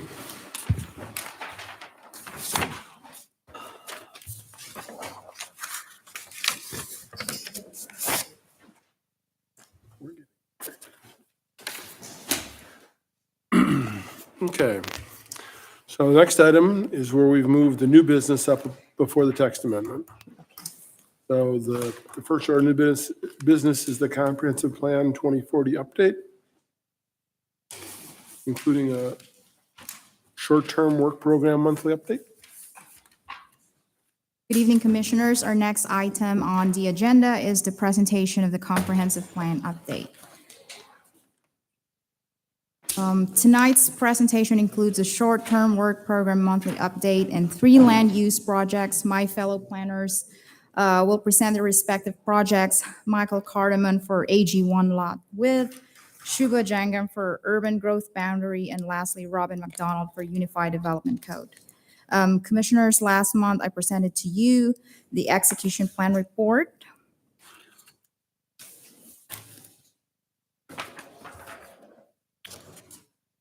Commissioner Byrd shared with me your collective feedback, and I have incorporated those changes in the document. I hope I've captured everything, but I want to highlight some important changes. First one is the red status, which originally was, I think it was stop, but we've changed it to hold and pause. I think it's more appropriate. And also we've added 2 columns, CPAC priority and required code revisions. 5 of the 15 active projects are CPAC priorities, and 7 that I know of will require code revisions or text amendments. Jackie, you mentioned CPAC priority. We had 3 different levels of priority, as I recall, 1, 2, and 3. Yes, we have the near term, and I think there's 2 others. But in the short-term work program worksheet, we've just sort of like checked which one are the top 3 priorities. In other words, these are ones? Okay.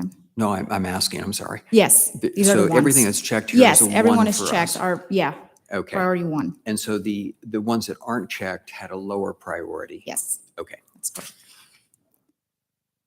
And then the next change is this T4. Originally, this project was on the completed project report, but now we've added it here in the executed plan until the first meeting will be, I think, completed. So council meeting already appointed members of the committee on Monday. And I think I'll just wait until they schedule the first meeting before we move it to the completed project. And then we have a new project that I've added in this list. It's develop a citywide solid waste strategy as well as citywide recycling strategy. And then lastly, as you can see in the comments section, moving forward, all new comments will be in red font. Completed projects, no changes that I know of. So we'll skip that. And then as you've requested, I've added unexecuted projects. These are all the list of short-term work program projects. I removed the ones that are active right now. Perfect. So these are outstanding projects.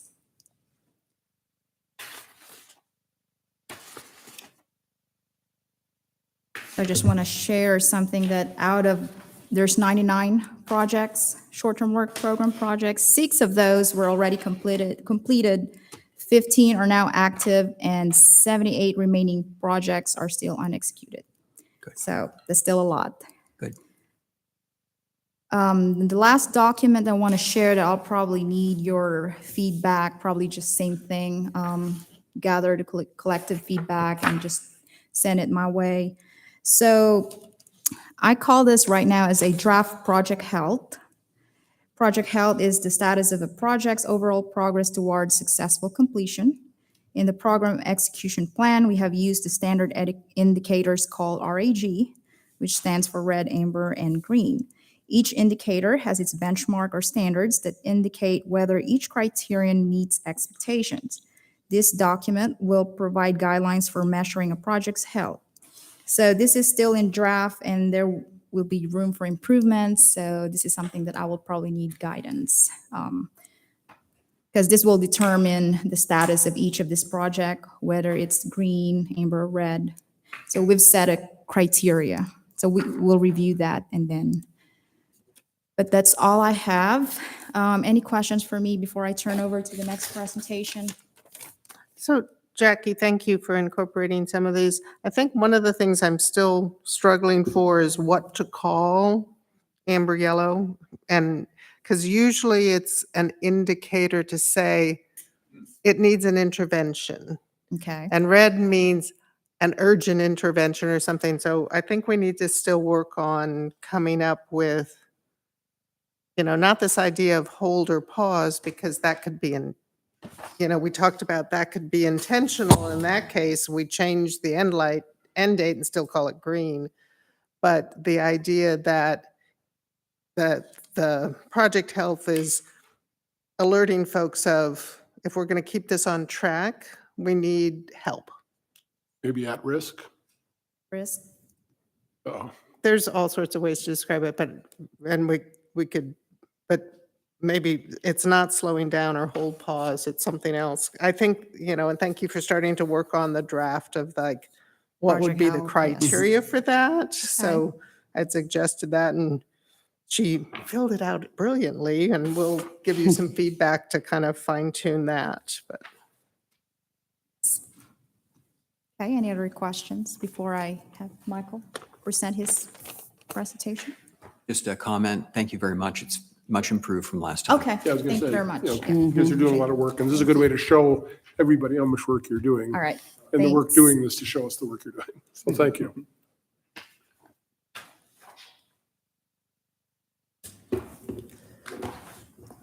Good evening, Planning Commission. I'm here for an update on the short-term work program, LU.8, AG1 lot width requirements. Staff is proposing to increase lot width requirement from an AG1 zoning from 100 feet to 150 feet. The definition of the minimum lot width means the least dimension required along the building line specified for each district, parallel to the lot frontage measured between side lot lines. Think of lot frontage as a street, and the building line keeps moving back until you get to 100 feet of width. Staff is proposing to increase this amount to 150 feet. Description and how. Increasing lot width from 100 feet to 150 feet for AG1 zone properties will reduce the appearance of density, even though the properties will not be required to increase in size. Having 150 feet of lot width creates more separation between homes and creates a more rural theme. The homes will be set further back on their respective lots, creating more uniform lots and lowering the number of narrow and pie-shaped lots. A good example from a recently platted subdivision is Heatherton, a 21-lot subdivision off of Mayfield Road. The lots are around 100 feet in lot width. As you can see from the lot layout, as we took this conceptual master plan when they went through the platting process, you can see that the lot is very narrow. The house has a tight fit and doesn't allow a wider buildable area. The narrow lot requires the garage to be detached and located behind the main house. And as you can see, the driveway is right against the property line. This creates less privacy, and it's right up against your neighbor. Here is an example showing a 150-foot outlay of what it would look like over a Heatherton lot. As you can see, the buildable area is increased. Another good example we found was Westminster Place. This is an AG1 subdivision approved in 2016 off of New Providence Road. We thought this was a good example because it shows the narrow and wide lots across the street from each other. Keep in mind, all the lots are 1 acre in size, but you can see the lots to the south have a wider, more practical buildable area. Here's an aerial showing Burrowwood Drive. as you can see, the northern side appears much denser than the southern side. I also wanted to give an example of a cul-de-sac lot. As you can see, the blue line shows the proposed 150-foot buildable area, and we showed the yellow area as what would be as existing, which is the current 100-foot.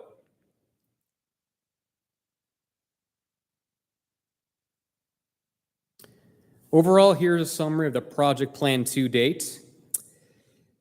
Data gathering was completed in April. Project planning includes completing the development scope, communication plan, risk matrix, risk mitigation, determine key stakeholders, and finally tonight, an update to Planning Commission. The next steps will be execution in July, where staff will make a final recommendation for lot width requirements in AG1 zoning. And lastly, the adoption cycle, which will take place from August through December. Any questions for staff? I don't know.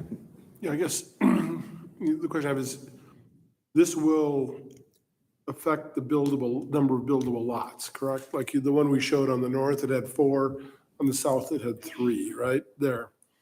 So this will affect the overall buildability of how many lots can fit on a property. Is that safe to say?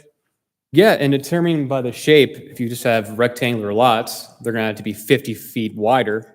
So in a sense, yes, the density will be lower. Answer our problem that we just discussed.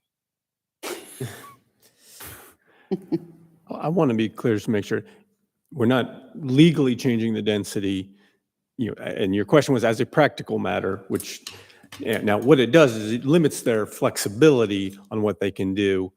So they might find a way to put them in with the wider lots, but they might have to use more roads to do it, which would decrease the amount of usable area as well. So as a practical matter, it might decrease density, but as a legal matter, it doesn't change the density requirements. Would appearance of density be appropriate? Yeah, Fair enough. it would be lowered, yes. Could we go back for a moment to your discussion of the circle? Not the circle, but the cul-de-sac? And could you explain to me how it impacts cul-de-sacs again? Right, so the beginning of the yellow is 100 feet back, and it's from the 2 points to the side of the property is 100 feet of distance. Okay. And that's where they could build their primary structure. We want... So that's the way it is today? Correct. Okay, go ahead. By expanding it to 150 feet, it pushes that buildable area back. So just imagine a cul-de-sac, and all the lots are pushed farther back an extra 40 to 50 feet. It's going to appear less dense. And just imagine, see lot 399, 398, and 397, instead of them being right up against the 60-foot front setback, they're farther back. It's going to give the appearance of a less dense development. Okay, thank you. One thing that I'd like us to consider as you're looking at this is what will the impact be to the tree canopy? Because if you, for example, in this case, you might have built further but kept, like I have, my back 3rd acre of my lot is all trees because I didn't have to go back. And we don't necessarily need, because generally in the front, you're not going to have wooded acreage, you're going to have a lawn. So as you're looking at this, consider what it might impact from a overall tree canopy. Does that make sense? Just to make it a checkpoint that says, okay, if I do that, I'll probably infringe because I'm building further back. I'm going to have a bigger front yard, therefore less trees. Yeah, I can look into that and coordinate with the city arborist. Yeah. Just because maybe, and maybe the answer isn't 150, it's something between 100 and 150 that gets a more optimal on saving the trees that tend to be in the back. So I think it would impact more cul-de-sac lots typically. So that is a good point about pushing the house back so much that you force smaller amount of a backyard with preserved forests. So it's a good point. No, I think, any other questions or comments? Good job. I mean, I think it's good. Thank you. I think it's a good program and nicely done. All right, I'm going to We're pass it along to looking, we're Shuba, looking forward to senior planner. December. Yes, we are. absolutely. Why do I feel like we're going to have to meet 4 times in December with the workload that's coming? Good evening, Commissioners. I'm Shubha Jangam, Senior Planner at the city, and I'm here to talk about urban growth boundaries. And many of you actually served at CPAC, so before I go to present the plan, I would just refresh your memory what was a growth boundary we discussed at the CPAC. So the concept of urban growth boundary has been for a while. The first in nation to adopt urban growth boundary was Lexington, Kentucky in 1958. And the purpose was obviously to protect the farmland and the equestrian and rural area around the urban core. It's been actually in use in many states. Oregon actually mandates jurisdiction in the states to adopt urban growth boundaries, whereas California and Florida, they voluntarily, they recommend having urban growth boundaries.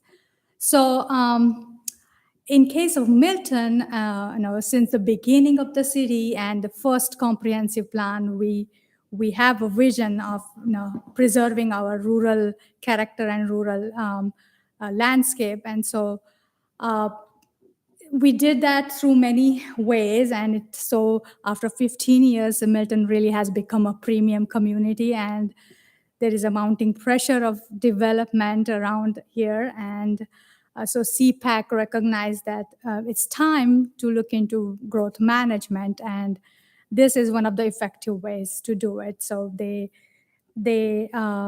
told us to look into the urban growth boundaries. And this is a map that you're looking at. This is our map of sewer plan. And as you all know, we have sewer only in Deerfield and Crabapple area, and some few parcels outside those areas, but most of the Milton is on septic.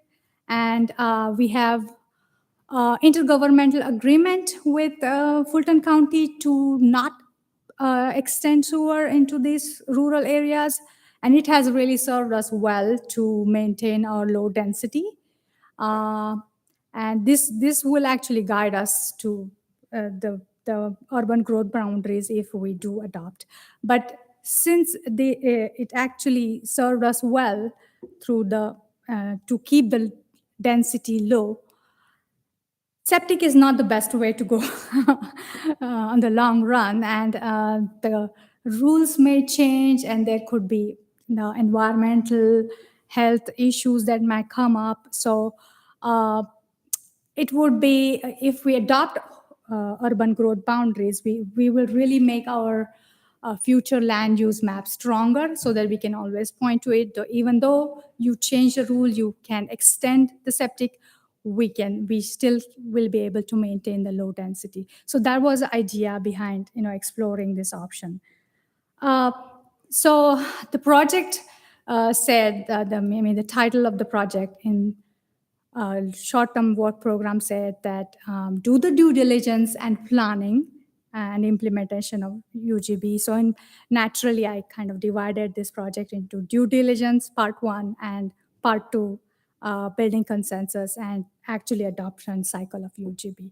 So that's what the project plan is really. And this is some of the milestones of my project plan. I've already finished the development, project development phase. I'm in the data collection right now.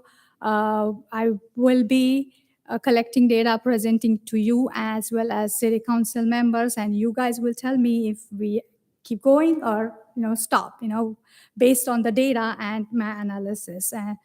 And I'll be back here with the data. And then once you tell me, I will move forward to the part 2 of the project, which will be actually the planning of there would be either overlay district or something like that we have to actually map out on the map. That will be the planning stage. And then the adoption cycle is going through the planning commission and city council. So that will be all in part 2. So next month, I'm going to council, getting their blessings, and then we'll move on to the further steps. So that's all I have today. Any questions? Well, great. I mean, I think this is an exciting plan. I think we can all get around. I mean, I think this is, Okay. well timed, well done. I got the sense of it when we talked about the crab apple. No more density. Right, exactly. And I just want to note, in December December. is when we'll hear the ordinance. It's very, very So busy it's back a month. lunch and a dinner and maybe a breakfast for that meeting. Now I Just hand camp it over out. to Robin for UDC.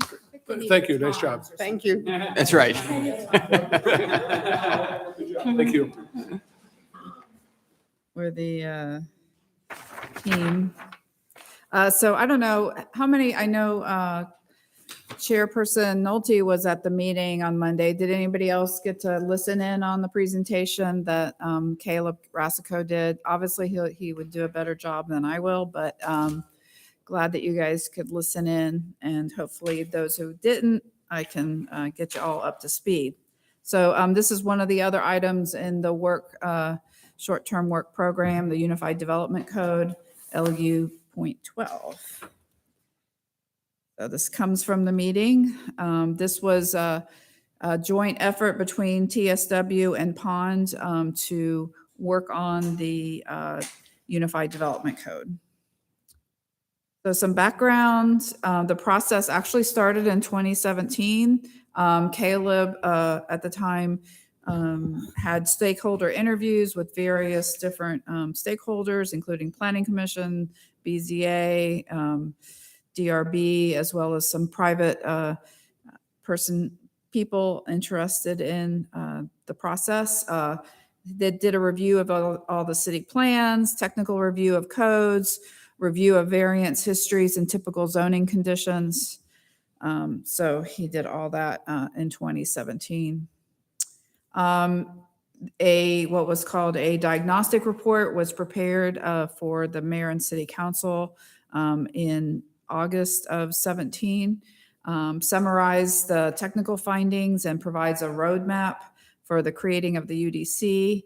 It identifies potential technical and policy changes, but only recommends technical changes in the draft UDC. So there aren't any wholesome big changes to the code itself. So I'll get into more explanation of what a UDC is, but for you all familiar with the zoning code, it's really just a reorganization and cleanup and getting rid of references of Fulton County sometimes that were left over.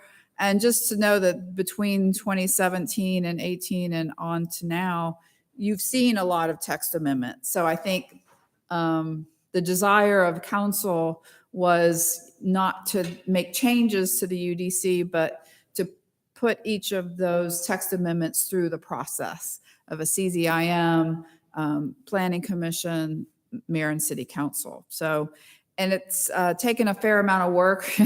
You know, there was we've done a lot of text amendments since about 2019 when the process was stopped. So I'm digressing a little bit, but just want to let you know that.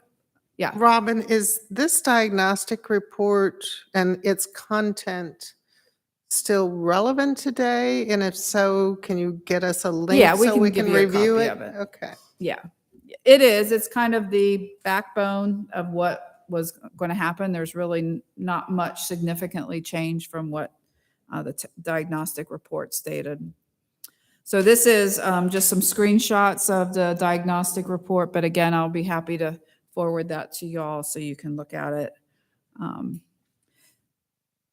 So background again, council approves the strategy in August of 17. There was a draft version, 80% done in February of 18. Another draft version in April of 19, 95% done for staff review.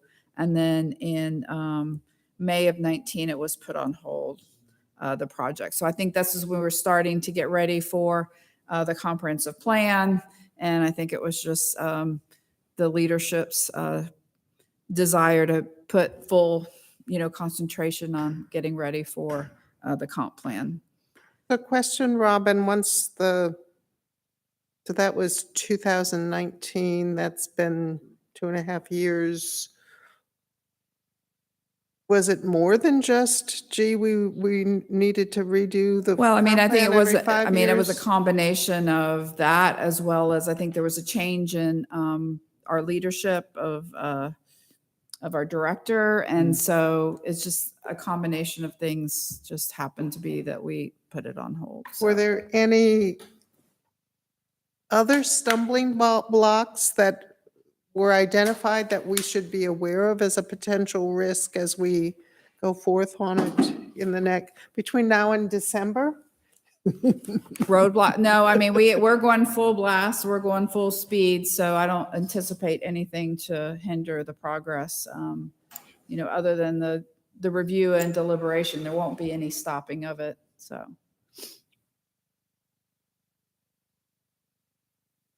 Just a little bit about what is a unified development code. It's the zoning, chapter 64, subdivision codes, which is chapter 60, development regulations, which is environment 20, as well as streets and roads, which is chapter 48. They're all rolled up together to create this unified development code. And it also, on the right, it says related city code updates. So those are the text amendments that have been done since the last draft. Have since then has been included in this updated draft that was just given to us this week. So why would we want a UDC? Consistency, public policy, procedures on permits, definitions being consistent. So I'll give you an example. We won't have a set of definitions in form-based code section and definitions and the general 64-1, and then another set of conditions and subdivision. So Caleb has put them all together and making sure that all the appropriate definitions are standing in that set of definitions. So, and also not being repetitive. So anyway, so that's a great part of this process. So the one-stop shop, documents in the same place, cross-referenced and clickable. So basically when a developer comes, they can just go to one document and pretty much have everything in their hands that they need to be able to do a development. Opportunity to change intended audience. So in the past, the zoning ordinances have been written more legally, and but this UDC, we're really trying to make a less focus on lawyers and more focus on daily users. Notwithstanding, we've spoke to Paul. It's not like we get to go, woohoo, we get to get rid of every legal term in there. So Paul will be reviewing the entire document. We've already discussed some general different terms. And so like one example is instead of saying shall, we'll say must. I don't know. It means the same thing, but it doesn't sound as offensive, I guess. So it gives the same meaning, but anyway, so don't worry. We still have the attorneys involved. So here the policy came in the 2040 to continue on and to finish up the Milton Unified Development Code, and that's the tool. And as I stated before, it's a short-term work program, LU.12, 2023 completion. So this is just an overview of what the process has been. So here was the first few months of analysis and approach, and then the code writing, quite a few months of code writing. And here is where we were on hold, and then we're continuing on with the process. And then month 17, we begin the adoption process. So going forward, the project schedule will be kicking off a public engagement phase. Public meeting number 1 is going to be on a Wednesday, July 13th. I said, let's do it on a Wednesday when there is going to be a farmer's market and we can lure all the people buying all the fun stuff to come and look at what we have to show them with the UDC. There'll be a public review period of 45 days between July 15th and August 30th. There'll be a second public meeting in September. And then we'll begin the adoption cycle. So we're targeting that the first CZIM meeting will be in November, and then Planning Commission, a couple of Planning Commission meetings in January, and the City Council meeting in February, and the first presentation in February, and ultimate adoption in March, right here, of the document. So, yeah, given our role in helping you QC and vet and recommend, do we need to be seen and giving feedback before those July, August, September meetings? So we're still working on the finalizing items, so I definitely want to get you all that information, or get you the version probably in another month or so. We just have a little bit more, just basically at the time of the public. So not really, there's really not time before that, because we will be ready to kick it off. So definitely during that time, July, August, September, if you guys want to be looking at it and familiarizing yourself with it, giving us feedback as a public entity, that's fine. It's just your formal decision-making won't start till the end of the year. So does it make sense? And I don't know if the Planning Commission is even allowed to have a work session? Yeah, or we could if do we work made sessions, that, yeah. if we made that public meeting also a work session, because my sense says the six of us are probably more interested in, the six of us and developers are probably more interested in the content than the general public. So I think that's a great idea. So I think we can not necessarily use the public meetings, but we can insert some additional work sessions, let's say the end of July, another one in August, like throughout the summer, if you'd like to do that. I'd be happy to do that. That'd be a good idea. I mean, I think that's a good idea. How is this going to be presented, though? How is it going to be presented out there? So I'll get to that. So it's 13 different articles. So it's basically a book, and it's online. Well, it's not online publicly yet, but it's divided up into 13 different articles. Right now we have a clean version and a red line. I mean, for the public, I really would just let them see. I mean, they could see either way, but I think it'd be a little difficult to see a red line, and it's very, very long. It's pretty lengthy with the red lines.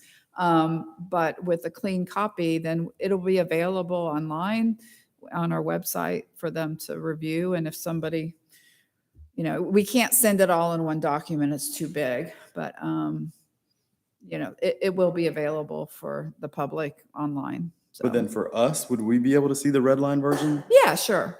I'm just saying, I just think it's a bit overwhelming. I mean, if somebody really wants to see a red line, then we'll make that available. It's just not the easiest to read. So, because there's a lot of things that are being taken out. I think it's reduced the definition section by 20 pages or so, but the red lines include everything. So it gets a little bulky. Right.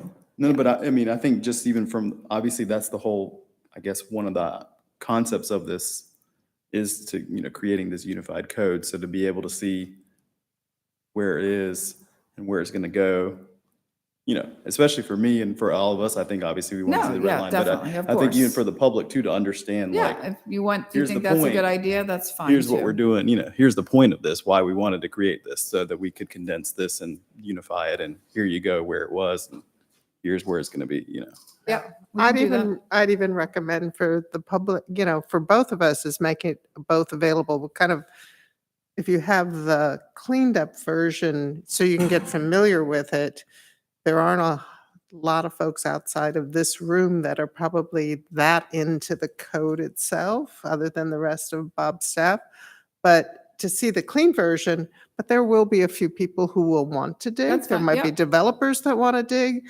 That's a great point. You're And right. so you can have both versions, but encourage them to read the clean version first.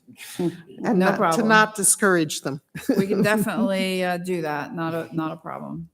And Robin, I know we're not necessarily to that point yet, but I think one of the things you mentioned at the beginning is that this wasn't to be changes to the substance of the rules and regulations. It's more just changing the format.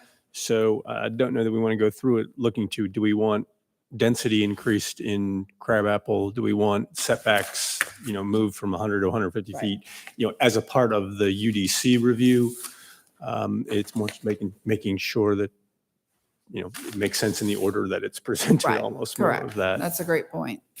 That's exactly why we've gone through all the different text amendments individually throughout the last couple of years, and why we're doing lot width that way, bringing it separately and all that. So good point. Okay.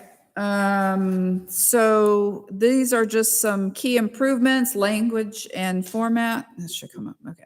Graphics, usability, strategic content changes, consistent terms I mentioned, clarified language. So to the right is, it's been reformatted, is to be double columned, and so this is chapter 13 is terms, define terms. So this is a table of contents. Article 1 is general provisions. The beige is 2 through 9, 2 through 8 for sure is zoning. Let me see what it says. And then Article 9 is site development, 10 is streets and public improvements, 11 is environment, and back to zoning ordinance portions, administration and definitions. So I think one of the things that we got to make sure of, or this thing could drag on for time, is what you said, that it's not when you get to a certain point, you say, well, I don't agree that what this says is right. That's not the point.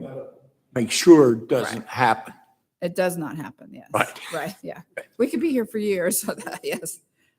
So this is an example of, comparing this is what the AG1 zoning district, so there'll be graphics that are associated with it, explains clearly through the graphics and terminology. So this looks very different than our current AG1 zoning ordinance right now. So I know you guys are I could just feel it. You guys can't wait to get hold of it. So, It is a big improvement. so this is general uses. It's we're going to have a table. We've never had a use table in the ordinance. So a lot of jurisdictions do it, whether they have a UDC or not. So this is going to be awesome. So what Caleb was explaining, so here is bed and breakfast. You can see it's AG1 and you need a use permit. Let's see, up here it's R6 and TR is a use permit. You do a hyperlink to section 8.5.6 whatever, and it hyperlinks over here, moves you to the bed and breakfast, to the actual development standards, the definition of it, as well as the development standards. So that's kind of how it's interactive, obviously on a computer, so can't exactly be on it hard copy. So it's very exciting to have everything really reorganized and make it more user-friendly. So these are the form-based code tables. So this is the current table, and then now this is going to be reorganized, but be more, again, practical and useful, as well as when there's use permits or different sections that are referenced for the use, then you do a hyperlink to it as well. Might, when it goes public, also be the future a stimulus for public looking at this and, I don't agree with this. So then they can, some point later on, bring in those points. Right. So, I mean, if we get, Begin with. I mean, we can take their input if there's certain general Comments. comments. We can Definitely. definitely keep a running track of those. So staff is currently reviewing draft V2 from a technical perspective. And then once we give those updated comments or any comments, Caleb will update it and then be ready for the public meeting on July 13th. So that's it. So Robin, my one concern is it's going to the public before we see it. So, I mean, I think you are the public. I mean, I'm not going to say that it's before you. I think it is all at one time. And then you get the opportunity to, deliberate on it. Like if we do some different work sessions later in the summer, and then ultimately when it comes back to you for planning commission. So, I mean, we're just collecting the information, I mean, I don't know what kind of response we're going to have. I mean, again, the intent is not to change policy. It's just looking at, the organization. Does it make sense? Did we overlook something? Caleb has worked a lot on it. And I think it's kind of a little advantage. There was a stopping point and there was where he looked at it with fresh eyes that maybe he didn't see before. So, obviously it's probably not going to be exactly perfect, but I think the more eyes we get on it, but I think it's pretty close to perfect, to be honest, as far as the goal of organizing it and making it make more sense. So, yeah. Yeah, I just feel that we would be a good first case test of the public, and whether you want us to make that July 13th meeting a work session and we can actively participate. Because usually you don't have us actively participate in public meetings because you don't want us to overrun the meeting. And I think that is the purpose, is to give an opportunity to the public. And like I said, we'd be more than happy, to create some work sessions for us to go over things, or if you guys have questions. I think it's just another part of the public process. It's not like you're ready to vote on it in August or September. We still have some time. Yeah, I think we should be at the front of the process, not the tail end of it. Yeah, I agree. And it feels like you're putting us at the tail, not to let the dog, Right, releasing it to us at the same time as the public, I think we could probably add some valuable input before it got to the public to head off some of that. So, probably the timing now, I don't know as much we can do on this one, but in the future, I think we should be included up front. I agree. Has it already been published for July 13th or not yet? I'm sorry, what? Has there already been communication sent out? Not quite yet, not yet. No, we were starting to work with the communications department the end of this week or beginning of next week. So no, it's been talked about on Monday at the council meeting. We presented the same document. So, it's not been like out on the web or, on Facebook, but it has been talked about. Are you open to that, to changing that? We can look at it. I guess that's fine. And the other thing too would be if we were to get it in advance, which I think is obviously beneficial, I think it'll help, overall. How much, if there needed to be any, or some changes that even needed to be made, let's say on formatting or whatever the case may be, how long would Caleb or whoever would need on your end to make those changes before it did go to a, public format where it's presented? Just from a timing standpoint. Yeah, I think it's going to push it some. But there's a little bit of leeway in some of the meetings later on in the summer and the fall, so we can figure something out. I will tell you, it will take a lot to go to. It's a lot of material. It's not something that you can just sit down in an evening and look at. So I just want to kind of forewarn you that it's not an easy. There's a lot of volume to it. I'm not saying it's difficult necessarily, but there's just a lot of volume. I think that's a really good point, that there is a lot of volume to get your hands around. And I just think from my perspective, perhaps others up here, we shouldn't rush. Let's take our time. It was on in the plan before the last plan, and we haven't done it yet. So obviously we weren't rushing. So it's more important to get it right. The way that, I don't want to rush it, but then I don't want it to lag too much either. Oh, So understood. Believe me, it won't lag. Yeah. It's not going to lag with us, staying here. Yeah. I guess as Judy mentioned, we'll make ourselves available for a special work session whatever we have to do, to kind of keep this on track. But I do think, we should see it before it gets released to the public. We might, like I said, we might head off make some changes that, would be beneficial. So, Okay. So, Not a and is it possible that we make July 13th, which has been discussed, the public meeting is a planning commission work session that the public can come to and, make comments and participate, roll up your sleeves, just like I can remember some other meetings we've had where, the public can sit down at the table with us and give input. So is that the possibility that the July 13th public meeting is a work session of the planning commission?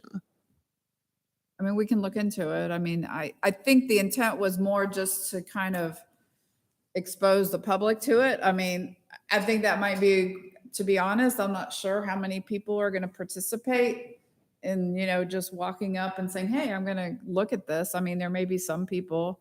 So, I mean, I think that could be a possibility to do a work session. You might get 6 people to attend if you do it. Yeah, more than what we would otherwise, right? We should have a 7th by then, I think. What's that? We should have a 7th by then. Yeah, 7th, yes, we will. But I do think this is going to make everybody, except for maybe Caleb's, life a lot easier.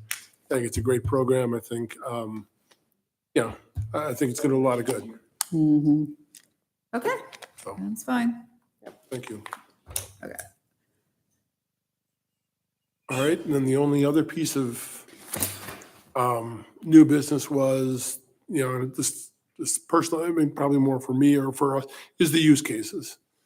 How do we? We put that after. Oh, we right? put that after? Okay, fine. I'm sorry, you have to slog to be About the able to use get. permit? Hey, I was going to leave early. That's good. You got to slog before you get to the use Fine. permit. We'll be the agenda. So Thanks you a want lot. to talk about use permits? Oh, it's after the text. Okay, okay. That's right. Be around midnight. I was, yeah. I had a little Our trouble favorite following that topic, motion. alcohol. Yeah, I put I was it just after gonna say. just to. Yeah, it could get us- be. I want to get us through I'm this. about ready to. We're so close. One of So those I weeks. tried to, I have a PowerPoint. Yes? Before we start on this subject, I don't know if everyone is aware and aged alcohol. Alpharetta Friday is opening a Fetch dog park and bar. Yeah. Yeah. So I think it's up for rezoning. I don't think it opens Oh, it's yet. opening It's, Friday, grand opening. okay. Yeah. Yeah, it's over where the drugstore. Embry Road on the right. Oh, okay, that's different. So they have something called Fetch that they're doing a rezoning at the corner of Old Milton and Highway 9 where the drugstore was. They're going to Right. convert that into what will be known as Fetch. Fetch Park opens Friday. Oh, okay. Embry. Dog park, unleashed dog park with a bar. Oh, wow. What could possibly And go wrong? the word, when I read this, was the word Dogs bar. run off. I know. Stimulus here. So, point being, under our definitions of bar, they can't do that in the city of Milton, correct? I mean, we wouldn't allow a bar out in That's- AG1. I mean, no. And would certainly not approve serving dogs. Drunk dog. They have one of those, I think, down in It's Buckhead or a chain. Midtown too. It Oh, is a yeah, chain. it is a chain. Yeah. Franchise. Yeah, I heard, actually, somebody I work with was talking about it. Pardon? Somebody I talking work about- with was talking about it, Yeah. yeah. Well, I mean, this is kind of fit into it, but that's why I said this falls under no. But I read it the first time, I thought, they can't mean like a drinking bar. There must be a Yeah. unleashed dog that's got some kind of a bar or something, you know. But I found out later that, no, it is a working bar. So I'm gonna be there, I hope, Friday to see. Yeah, there's nothing on the horizons for Milton like that. So, yeah. Okay, so tonight I tried to make things as streamlined as possible, based upon a lot of the good work that was done in the last two planning commission meetings. So Right, and just let me start by saying, I think the executive summary was a good improvement over, delivering all this. So thank you Right. for this. This is So a good lot of improvement. that is, yes, I'm glad that that was helpful. So this is just the overview. Again, you were here April 27th, May 25th for planning commission meetings to discuss this. The following changes are proposed based upon the last meeting in May. So I put it green because I feel like we've done it, but I mean, I'm going to go through the pages that I changed later on, but I just want to make you feel like you've accomplished a lot. So definitions within section 64-1, which are the general ones, made consistent. So I realized when I was going through the packet, I could have sworn I changed all the definitions in the form-based codes, but it appears that I did not.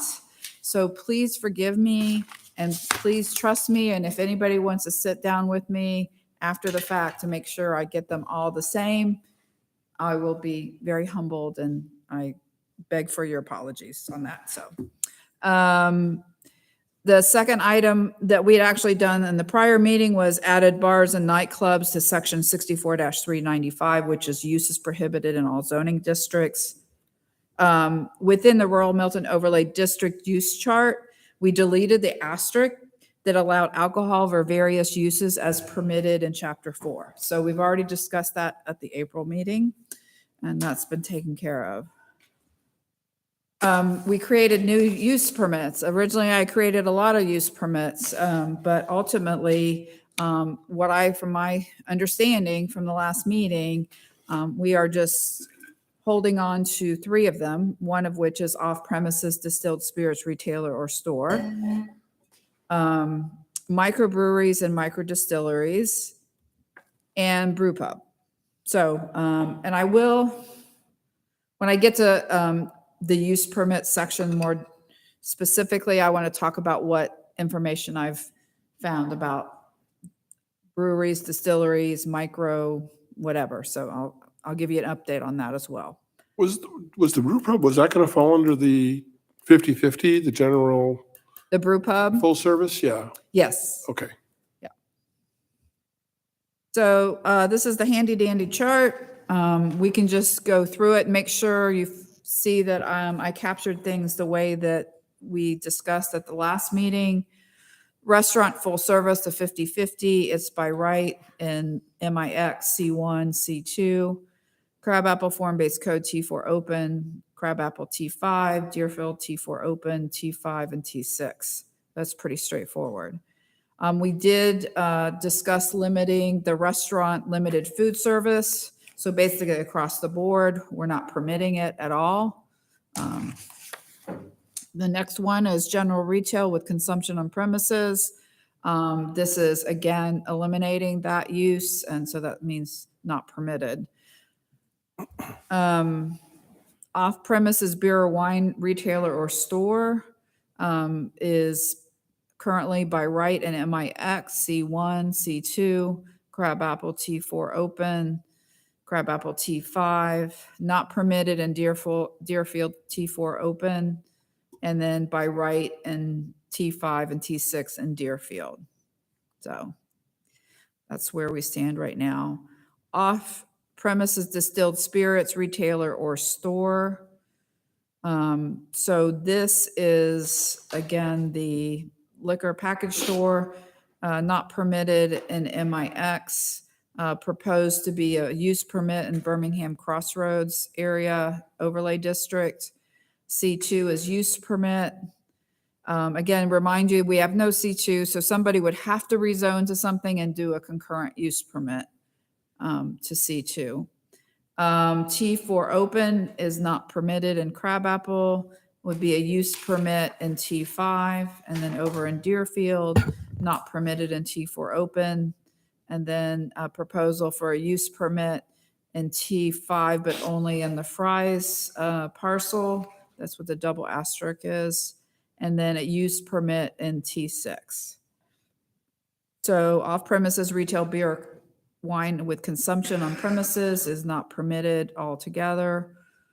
Microbreweries and microdistilleries, not permitted in MIX and C1 and C2, not permitted in T4 open in Crabapple, a use permit in Crabapple, T5, not permitted in T4 open Deerfield, a use permit only in Fry's parcel of T5, and a use permit in T6. So after discussions the last time, we eliminated breweries, full breweries and distilleries, which are above 15,000 barrels per year. So that's not permitted at all. The brew pub is not permitted in MIX, C1 or C2, basically because of having the manufacturing that impacts where we have those zoning districts of on septic. Crabapple form-based code T4 open is use permit. T5 Crabapple use permit. T4 open not permitted. Again, use permit only at Fry's parcel, and a use permit Deerfield T6. So in all those that have use permits, those are served by septic? Am I correct in that understanding? Correct. No, I'm sorry, not served by septic, sewer. I misspoke. I'm sorry, say that again? Where you have use permit, those parcels are served by sewer? Correct. Okay. I mean, where the Fry's parcel is, I mean, obviously that's sewer. I guess I don't understand, but the Birmingham Crossroads Overlay District, the one asterisk is a retailer store, so they're not doing any kind of manufacturing. Right. I was just curious specifically with regard to the breweries. Right. It all has to do with either breweries or a brew pub. Yeah. Distilleries. Yeah. Yep. Thank you.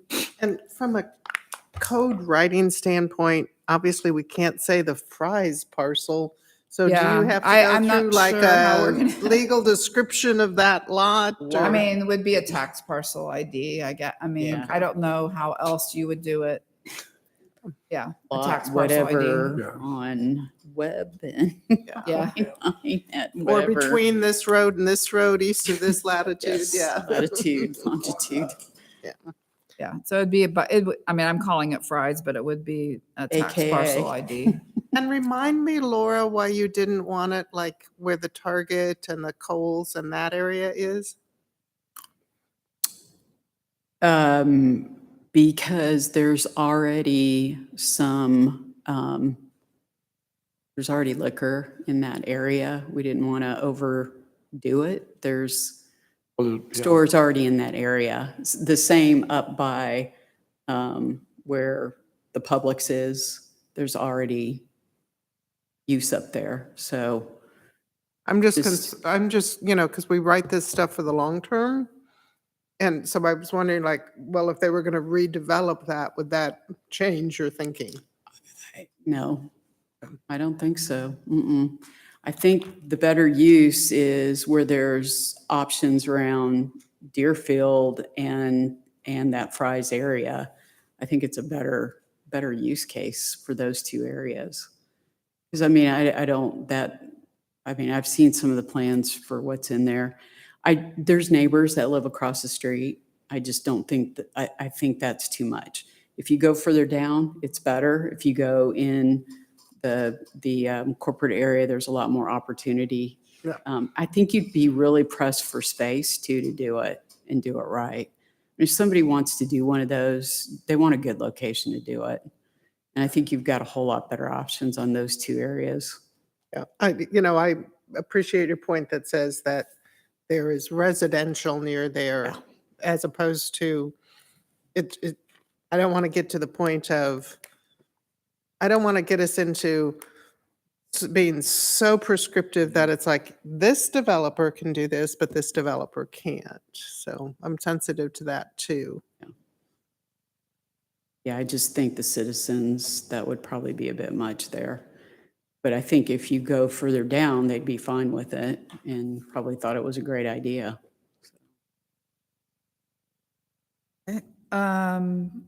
So I'm just gonna go through where I made the changes from the last time in the May meeting. Page 2, added alcoholic beverage as a definition. Page 4, bar, replace place with establishment. Page 5, brewery, we kind of redefined it with the barrel numbers. Brew pub, to reflect that it's a microbrewery, and added barrel numbers. Page 10, distillery, to reflect number of barrels. Page 18, general retail and general retail with consumption on premises, deleted. So I will say that in the form-based codes, there will still be a general retail definition, because that's one of the uses in the use table. So it's kind of apples and oranges, but it will be deleting the general retail with consumption on premises. 26, in state code, no difference between micros. So this is what I was going to explain. In state code, I spoke to Bernadette, alcohol code. There's no difference between micros and regular brewery and distillery, or micro distillery. City created the definition so that licensing fees would not be calculated consistent with a Budweiser type brewery. So it was all done so that, just what I said. So if you were just left it at brewery or distillery, the amount of money that the owner or the operator would have to pay was very large, because it was all kind of one lump sum, as though it was a huge brewery and not just something smaller. So I did reach out to Six Bridges, because they do have a outlet in Johns Creek, which they've had for a while. And it's a much larger location than what they're proposing here. And at the max right now, they're doing 2,000 barrels a year. And I asked him, is there any way that you were going to exceed in Milton 15,000? He says that would be impossible with their space. And even if they had a larger space and expanded, they're still way under the 15,000. So I just wanted to clarify that I think, it would not hurt to not allow regular breweries and distilleries from a production point. So. Yeah, well, we had come to that conclusion the last time, but the more I think about it, and maybe this is later discussion, and I'll just tee it up now, is I did a little digging. Laura, with her background, had me thinking about going to these brewery industries, and 15,000 for a microbrewery. It was a document that was actually recommending people, if you want to build a microbrewery, here's how many square feet you should plan. 2.16 square foot per barrel of annual consumption. That's over 30,000 square feet for a microbrewery. And I think Laura's concept of what really fits in Milton is much smaller. Call it a nano brewery. Call it, maybe we want to come up with a different term, because we might define it as 3,000 barrels or 4,000 barrels. But 15 is too big. It's still too big. It's big. Yeah. I mean, I'm just saying that that's the reason, we even created it, was to differentiate for the, but it's the not calculation small. of fees. So Didn't you say this one over here, when I asked, is 1,670 yeah, square it's very feet? small. It's just, yeah.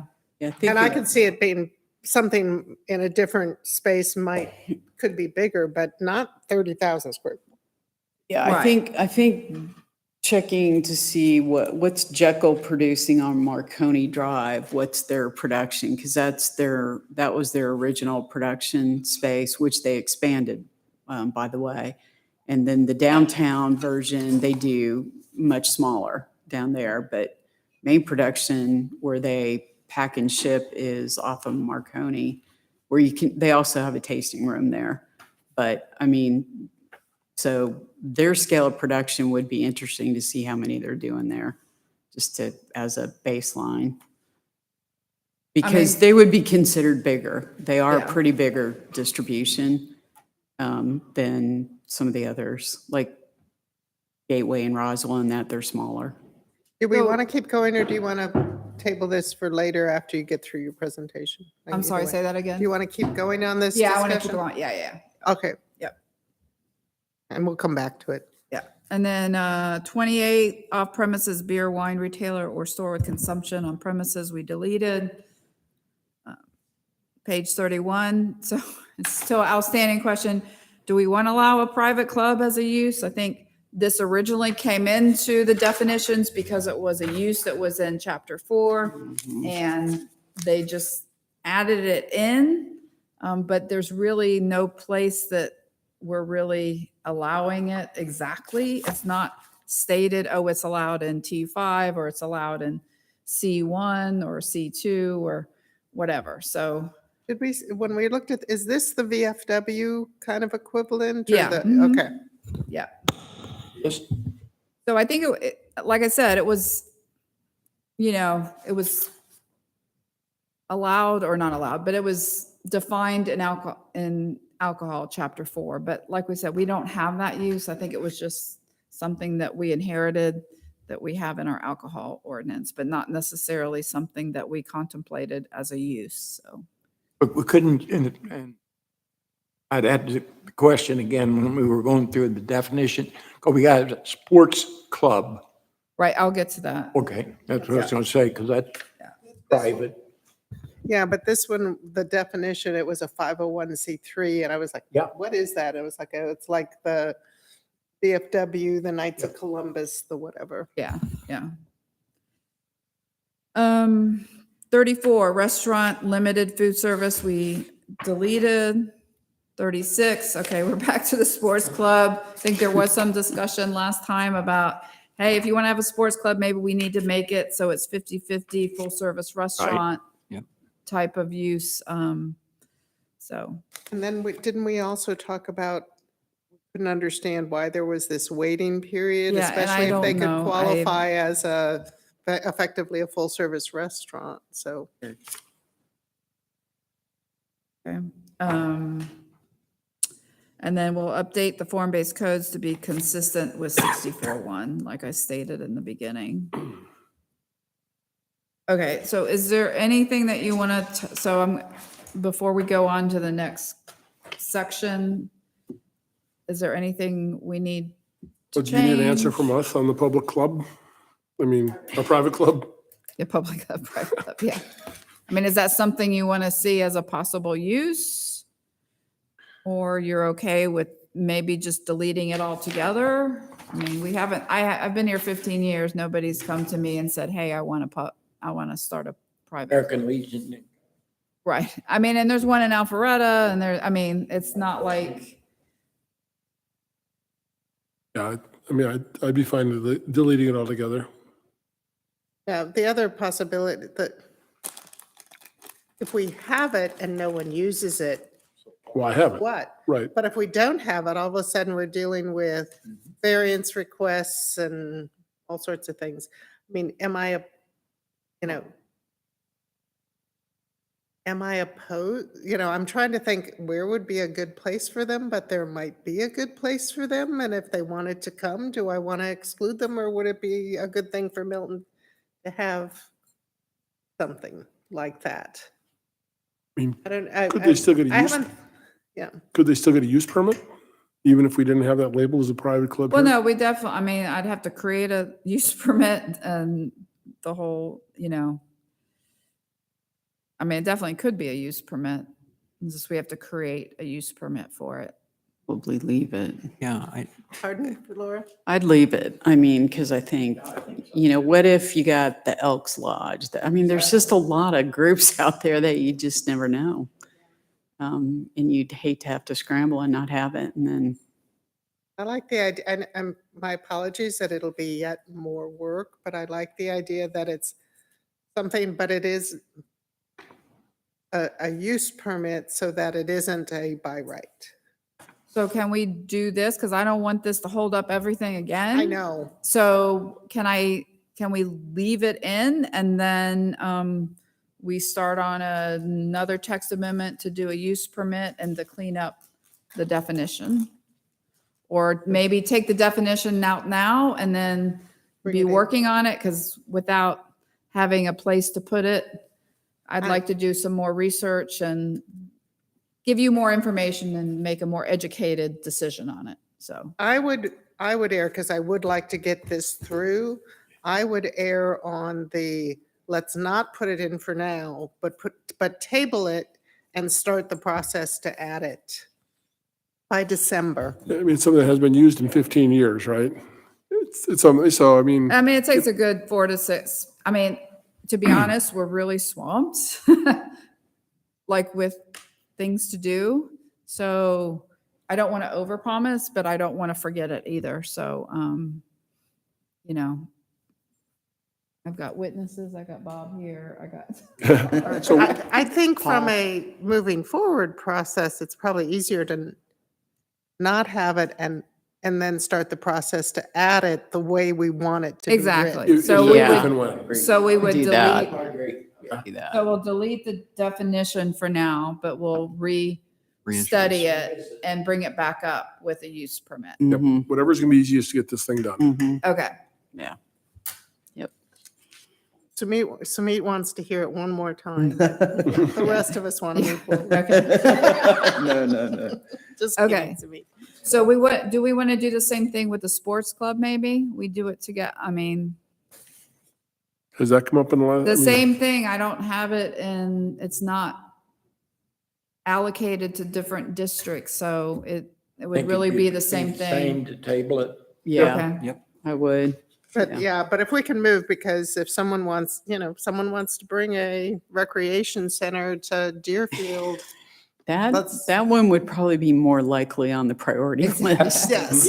But I could foresee me doing them both at the same time, Yeah. just Yeah. so they're, okay. Yep. Very well. Oh, yeah, Yeah. definitely. Yeah. Okay. All right. So I think we're good with the definitions. Except I think we want to redefine microbrewery and therefore redefine brewery to make it smaller. Okay. And any Um, advice on how to do that? Because we were trying to conform to state definitions, but we want to deviate for Milton to make it smaller. So my understanding is the state definition it's just brewery or distillery. There's no barrel. Oh, okay. So So are we free to define a microbrewery as Yeah, just like less we than did it at 4,000? I Or mean- we'll pick a number, do we go ahead and do that now? We can always come back and adjust it later to say, oh yeah, 4,000 wasn't the right number, let's make it 5,000. Or do we make it more restrictive and loosen it later? Well, I mean, if you look at like New Hampshire and Maine, that's kind of what they did. They did their own, they did a nano because for certain municipalities, they wanted it to be a lower barrel count for a reason. So, And you said Six Bridges and Johns Creek was 2,000? I'm not sure if I mean, So I think maybe like 4,000. I mean, Okay, do we know a Jekyll in the downtown Alfredo location? so I just. well, no, they're less. The one that's more is on Marconi. The But- only one that I have specifics is the Six Bridges, and they're a much larger operation in Johns Creek, and he says they do 2,000 barrels currently. Yeah. Let's start at 2, and if somebody comes in and wants 3, I guess they could ask for a variance? or a Well, but change? I'd rather err on a little bit higher than to somebody get snagged on. Yeah, 'cause 3? we're talking different world between Six Bridges and Jekyll. Well, if you think about it at 2, if it's 3,000 and they need 2.16, that's a 6,000 square foot facility, which still seems big, but not too big. No. Yeah. I think something over in Highway 9 area, the T6s, I think that's at 3,000 barrels. Yeah, that's at 3,000. See if they have a count. Going once, Ron? 7 acre. 3,000? 3,000. All right. And I then hear 2 and 3. 3. Three. Three. Three, okay. 3 going once, 3 going twice. So, but then of course Oh. you'll have to define that a brewery is larger than 3,000 and therefore Right. prohibited. So I'll just change the numbers to 3 and then above 3 and everything. Okay. Okay, good. Yep. Okay.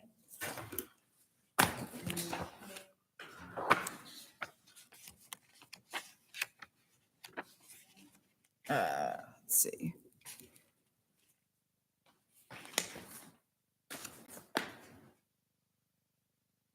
Okay, just reviewing what we've done, the zoning district section, page 52C2.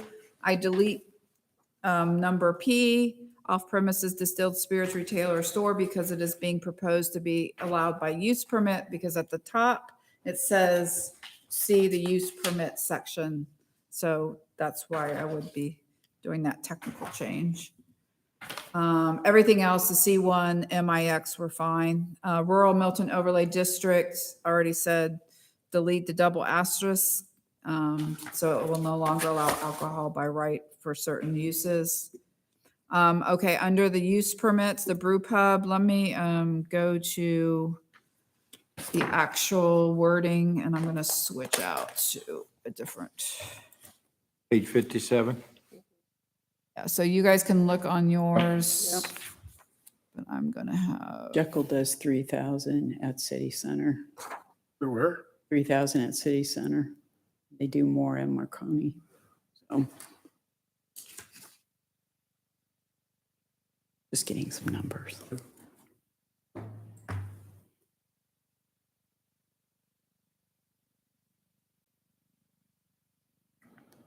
At 50, what page? 57. 57, okay.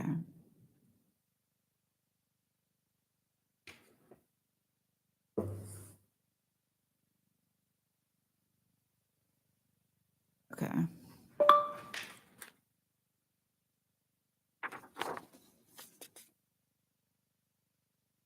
Okay, so just make sure I have all this right. For brew pubs, not allowed in C1, C2, MIX. Deerfield is T5 with double asterisks and T6. Crab Apple is T4 open and T5.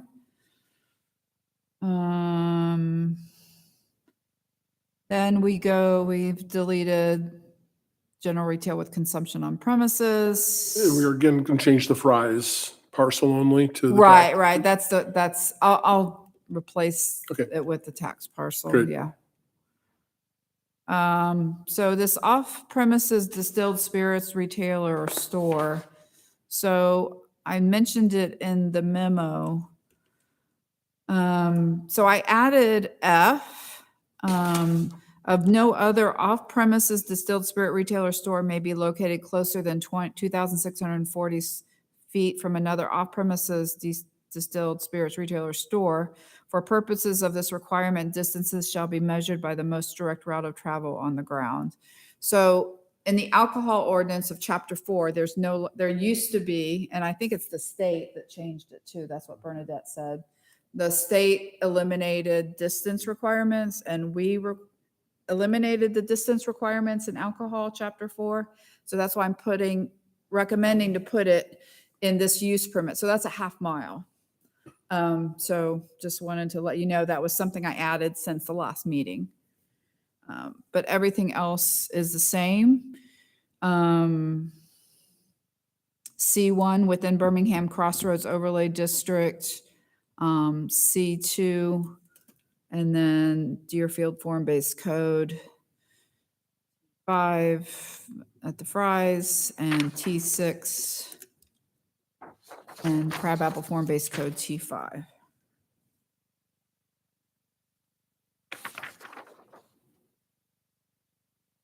And then the microbreweries, distilleries, it stays the same.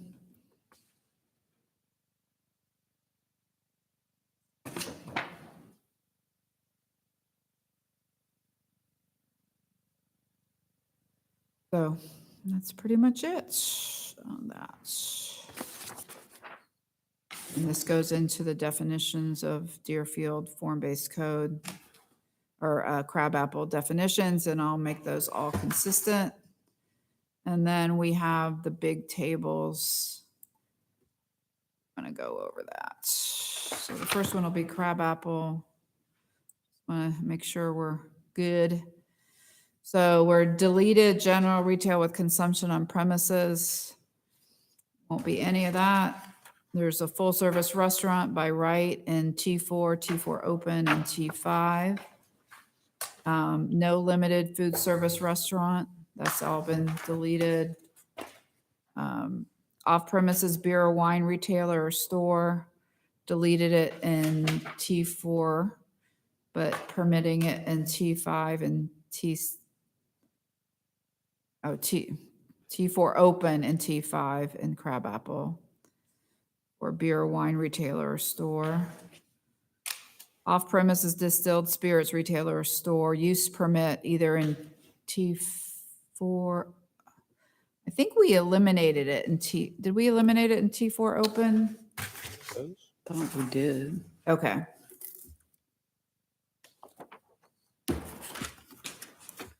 Look at my cheat sheet.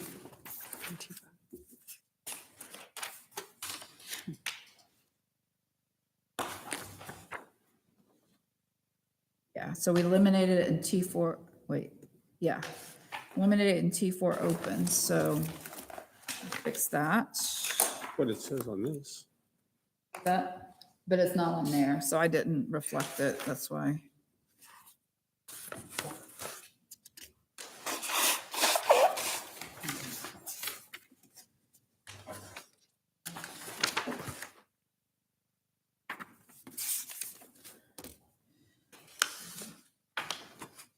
Oh yeah, it's on there, you're right, it's just hard to see. Yeah.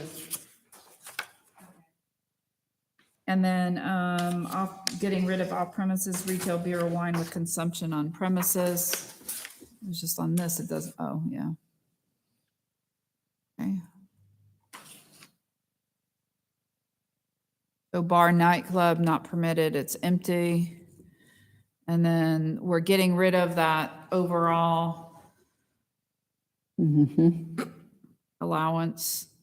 And then as we go down the manufacturing area. Okay, come on, come on. So we have the microbrewery, micro distilleries, use permit in just T5 in Crabapple. We've gotten rid of breweries and distilleries altogether. And brew pub, we have a use permit in T4 open and T5. So that's, again, that 50-50 restaurant with a manufacturing component. And I believe that is it. And then let's go down to the Deerfield and double check that.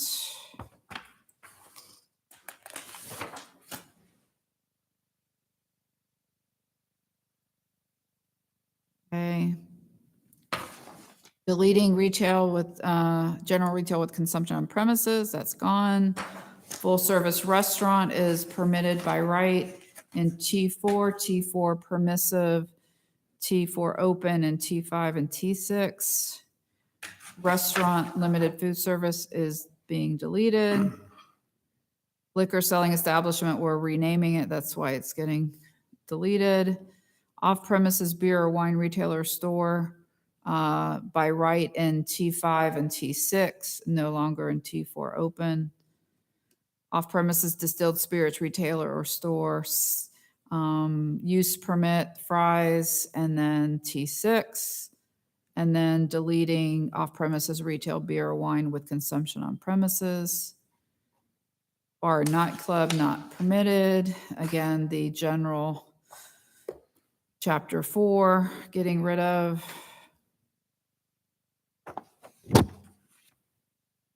And then micro breweries and micro distilleries, T5 at Fry's and with a use permit, and T6.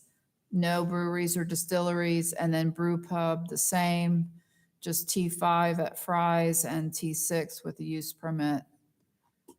And that should be it. Yeah. The brew pub might be the one that we were saying for that Deerfield area, I think. Where the Target is? Yeah. Restaurant, full service restaurant. Right? Yeah. Restaurant, 50/50 I think that restaurant. was the So- one.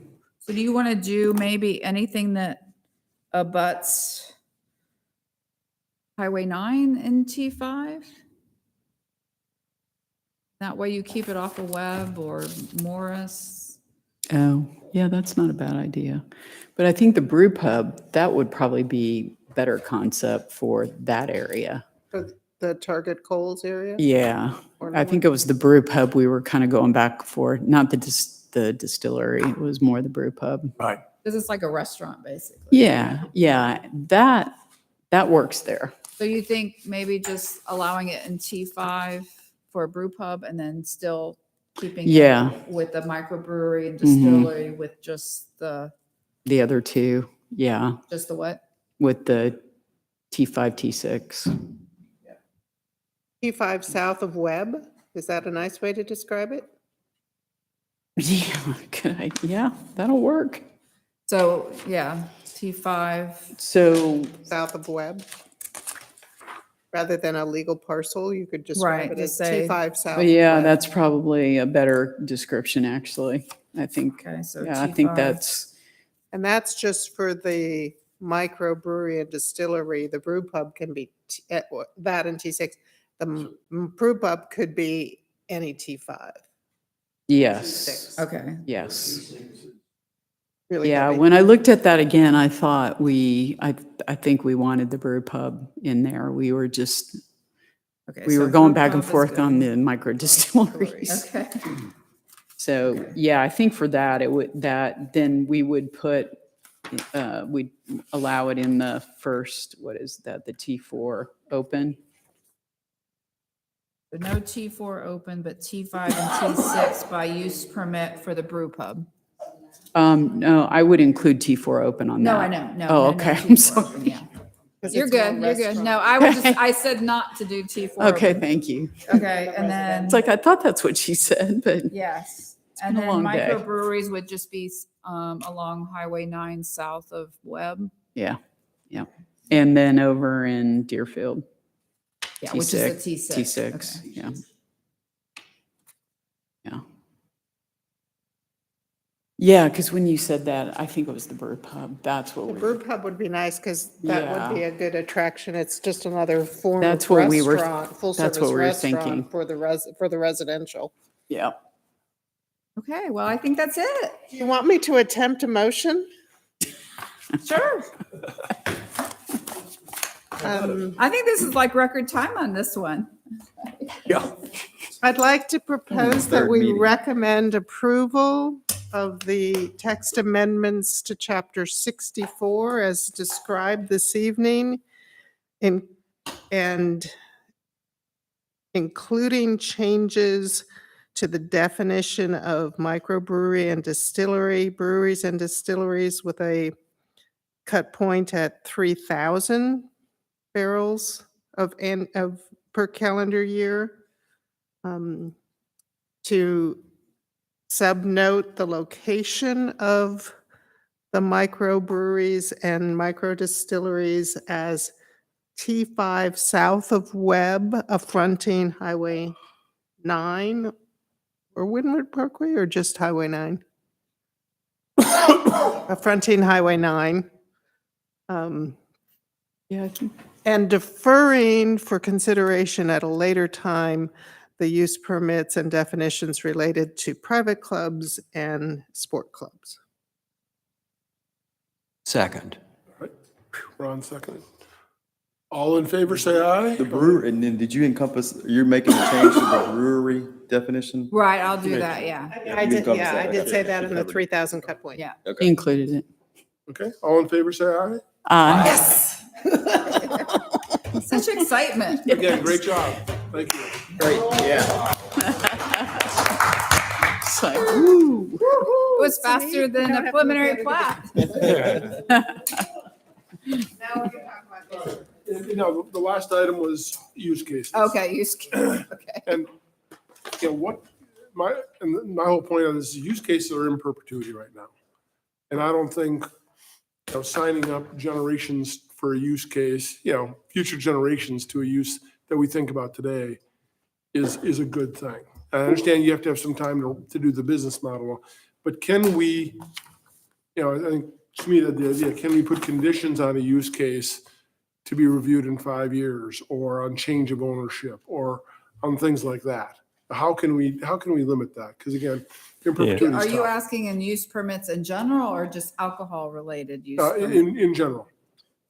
Okay. Generally speaking, what you approve should be based on your understanding what's an appropriate use of this property.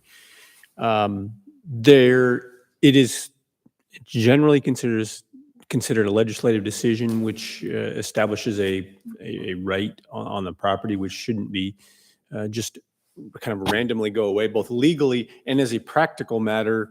It's sometimes difficult to go back and see, well, it's operating, but did it have a permit that just expired? So our position, which we take with those clients that we represent, local government clients, is that rather than saying a permit or a zoning or a variance expires, we still recommend against it. I mean, it really gives an uncertainty as to what the future is. Even just to say, well, we'll just go back and review it. How is the owner, applicant, operator on the property to know what a board might do in 3 years, 5 years, 7 years? But that being said, the local government does have the ability to change uses on property and establish make new legislative decisions as to what the appropriate use of the property is. So we would, to the extent you feel it necessary to do that you establish a set of criteria which would trigger which would then trigger the reconsideration of that use permit through the standard process, the same process that they would go through to get the permit. The city could then initiate that process for the potential termination or rescission of a use permit.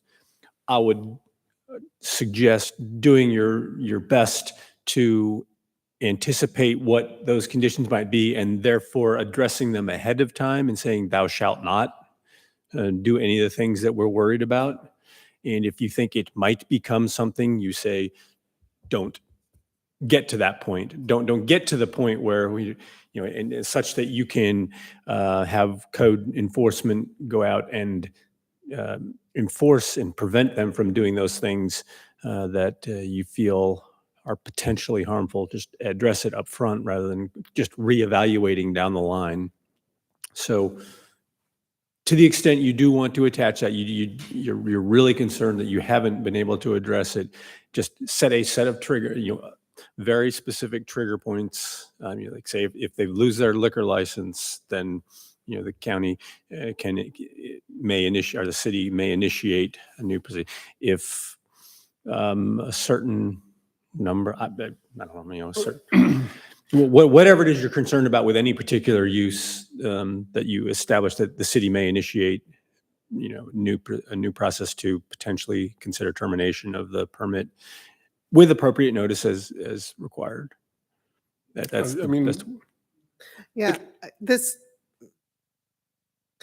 this idea that says, one, Milton has probably more use permits than most municipalities. Most municipalities, either you can do it or you can't, not a lot of that. So we do have a lot more use permits than is typical, but the sense of how do you motivate the use to continue to be desirable and motivate good behavior of the use operator when the use is in perpetuity, because there were use permits that did have you can have this use for 3 years, or you can have this use for 5 years. After that, you need to come back to reapply. And it was one of the conditions of the use. So that concept has been there, but yeah, the approach, as we see and there are jurisdictions. I mean, I don't know about how many cities, but I know a number of counties have a number of these. And the concept of these use permit is that it's an allowed use in this zone, in this district, in this transect zone, but it's a little bit more sensitive to the surrounding area. So while we want it on this level of zoning, we want to make sure it's also the right surrounding area. So it's still effectively kind of a use, zoning is effectively saying where you can do what. This is the same thing, it's just a little bit more focused. So we kind of, it's treated in a lot of ways legally very similar to a zoning classification. It's just, it requires an extra step to say, it's not just the general category of the property, it's this particular use on this particular property makes sense with what is around it. Well, but things change too. I mean, some of these use permits, we trust the applicant quite a bit. You know, that they're going to have Bible studies and tea parties. And then, you know, when that's sold, the next person, if they've got this use, they could, you know, they're going to be wide open. They're not going to be as judicious as what they allow to go on in there. And that's the other thing. How do we, as a city, protect the, you know, from, I'm telling you I'm going to do this, I'm going to do this, I'm going to do this, and then when it gets into being, it's something completely different. And that is exactly, there's two ways it's done. One is through the text requirements. They can be, you know, 3 pages long of you must do this, this, this, this, and this. Your hours are this. The things you can sell are that. The you know, manner of display is this.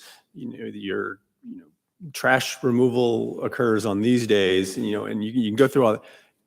And you can also attach anything that's missed that may specifically apply to this particular parcel as conditions to say, you know, you can say, I know I trust you, but I want to make sure the next guy's going to do it. Just so you can say, tell me exactly what you good person are going to do. Give me those. As long as you're okay, I'm going to make those the conditions of your permit. And that binds the next person to do it just like they've said. And they can, and when I say they're bound, I mean, they can come in and ask for permission. If they've gone a little overboard on one thing, they can come in and ask, you know, hey, look, you know, I need to do 40% of, you know, Bible sales instead of Right. whatever. So I think it's important for the city to have some way to control that, you know, versus just saying, okay, here you go. And Yeah. you know, if the best way to control that, I think, like Sumit said, is a condition of that use permit, and then be very specific based upon what they present to us. You know, these are the conditions we recommend are attached to that permit or associated with that permit. Is that the best Yeah. way to do it? Yeah, absolutely. Okay. Yeah, I think, Paul, I think what's important, and I'm learning more and more about the laws around zoning, is that if it's conditioned that you must do this, there needs to be we will give you 30 days notice. If it isn't remedied within 60 days, it will go in front of a tribunal. And if it isn't remedied within 90 days, we're revoking your use. You know, that there isn't this, and that might not be the right word, but there's this idea that says you have this use with these conditions, but if you don't meet those conditions, here are the steps we're going to take to revoke it. Well, I understand that the city does have the option to issue code violations and assess fines. They also have the ability to go to court and get an injunction to make them comply. Mhm. So, and it's really if you take away the entire use, it starts to smack more of, you get into that takings and jurisprudence, and, you know, Yeah, wrap yourself up for, okay, now we've taken away everything, their investment-backed expectations on that property, and, you know, do we wind up paying them out if it was improper? Well, we did that we had a use permit for, I remember the DRB for an event center that was on Bethany or Hopewell and Bethany, the Yellow Farm. Mhm. And they were doing a wedding deal and all that, and they kept adding on, but we did it for a certain number of years and said, then reevaluate, like after, I think it was 3 years, and they sold it. So the whoever bought it would have to come in if they were going to use it, you know, and get another permit, because they were going to use it for the same reason. Who knew? Yeah, I think I think we have to understand that a use permit is almost a rezoning. Exactly. Mhm. It's just a more Almost. particular rezoning where you get the chance to look at with a much more of a concept of what's going on around it, the particular use in this particular area. It brings it to the council and this commission as well, to take a closer look and be able to impose those extra conditions where exactly, you've got the use that's being proposed. You can throw whatever conditions you want for that particular parcel that aren't necessarily set out in the zoning ordinance or the new UDC. I guess the other question though is, and probably this is where you're going, where let's just say if code enforcement doesn't do anything and, nothing else is being done because they're not complying with the original anticipated use. So, I mean, is there a tool where the use can then just be taken away? Well, There's nothing council could do hypothetically that says, okay, now. well, I mean, the council could probably initiate something to initiate the process to remove it. I would say they would likely have directed either the code enforcement or the injunctive thing. They have those options. They can enforce them. Some of them may be, and I haven't gone back to look at the code, would be in the city's name. Other times it's in the director's name, or the city attorney sometimes is even given authority to initiate cases. But again, it would certainly be at the prompting and probably with the understanding of the council and in going forward, whatever options they choose, certainly with the city manager and probably in consultation with the council as well. How often have jurisdictions been successful in undoing a use permit, getting it revoked, et cetera, in the state of Georgia? I mean, Not very often. we represent a number of jurisdictions, but certainly not anywhere near 159 counties Yeah, and but 200 or and even some. in your experience, We have municipalities been able to successfully I would say we have- undo in the use last 20 permits? years, I would say, only a couple have gone to that point. We have terminated Okay. them. I know Forsyth County certainly has set up a process, and they've actually written to an extent into the code. But again, it says you have to start the process. Give notice that you're going to start the process. Give them a chance to bring it up to cure. Go forward with the standard process and go through another vote. So it could be written in, and that's a kind of a standard condition that was put in, and they recognized that they were being put into a few of them, so they wrote it into their UDC. So do we have that in ours? I don't believe so at this time. So, but then a could standard process to revoke a. No, there's not a specific. But so could we make those conditions? Could we make that a process of the use permit? Here's the conditions if. That's what I said. If you feel like you can't address your concerns, and I would really encourage you to address the concerns just as straight zoning conditions on what they should or shouldn't do. Then a condition which says if a certain event is triggered, then the city may initiate a process to start a city-initiated termination proceeding or consistent with the procedures for the approval of the use permit. Is it safe to say, Paul, that when it comes to these use permits, we need to be thoughtful of what could go wrong and make sure we get those conditions attached to the use permit to strengthen our ability to manage what happens in the long term? Absolutely.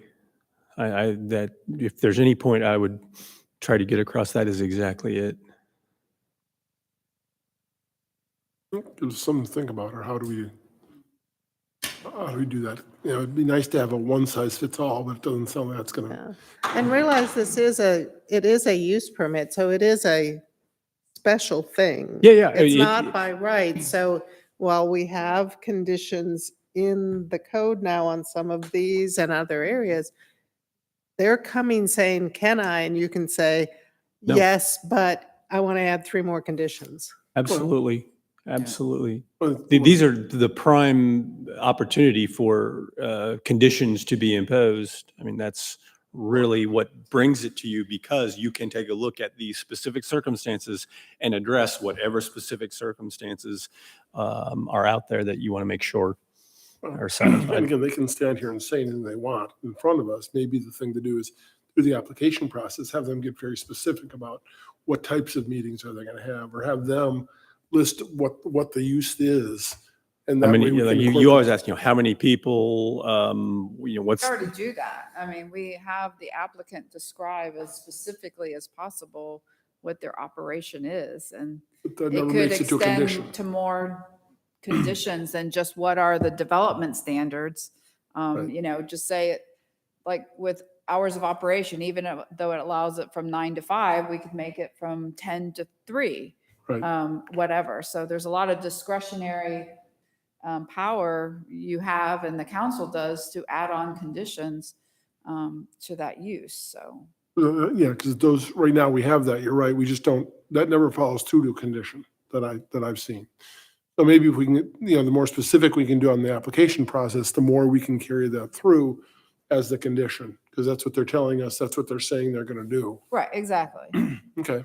And it's best to be able to have conditions that we can enforce. I mean, sometimes people come up with conditions that would be almost impossible to enforce because we can't evaluate it. So not all conditions are equal, so to speak. So Yep, I'm having a bachelorette party, but it's with my Bible study. Exactly.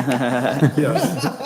But Paul, do you mind sharing like what Forsyth County does? Like if you could pull that up in their code, I guess, or, I mean, not tonight, but Yeah, maybe. you could share it with us?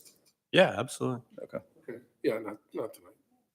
No, it's just, but again, I just want to kick this off. That's a real concern of how do we protect the city going, 20 years in the future.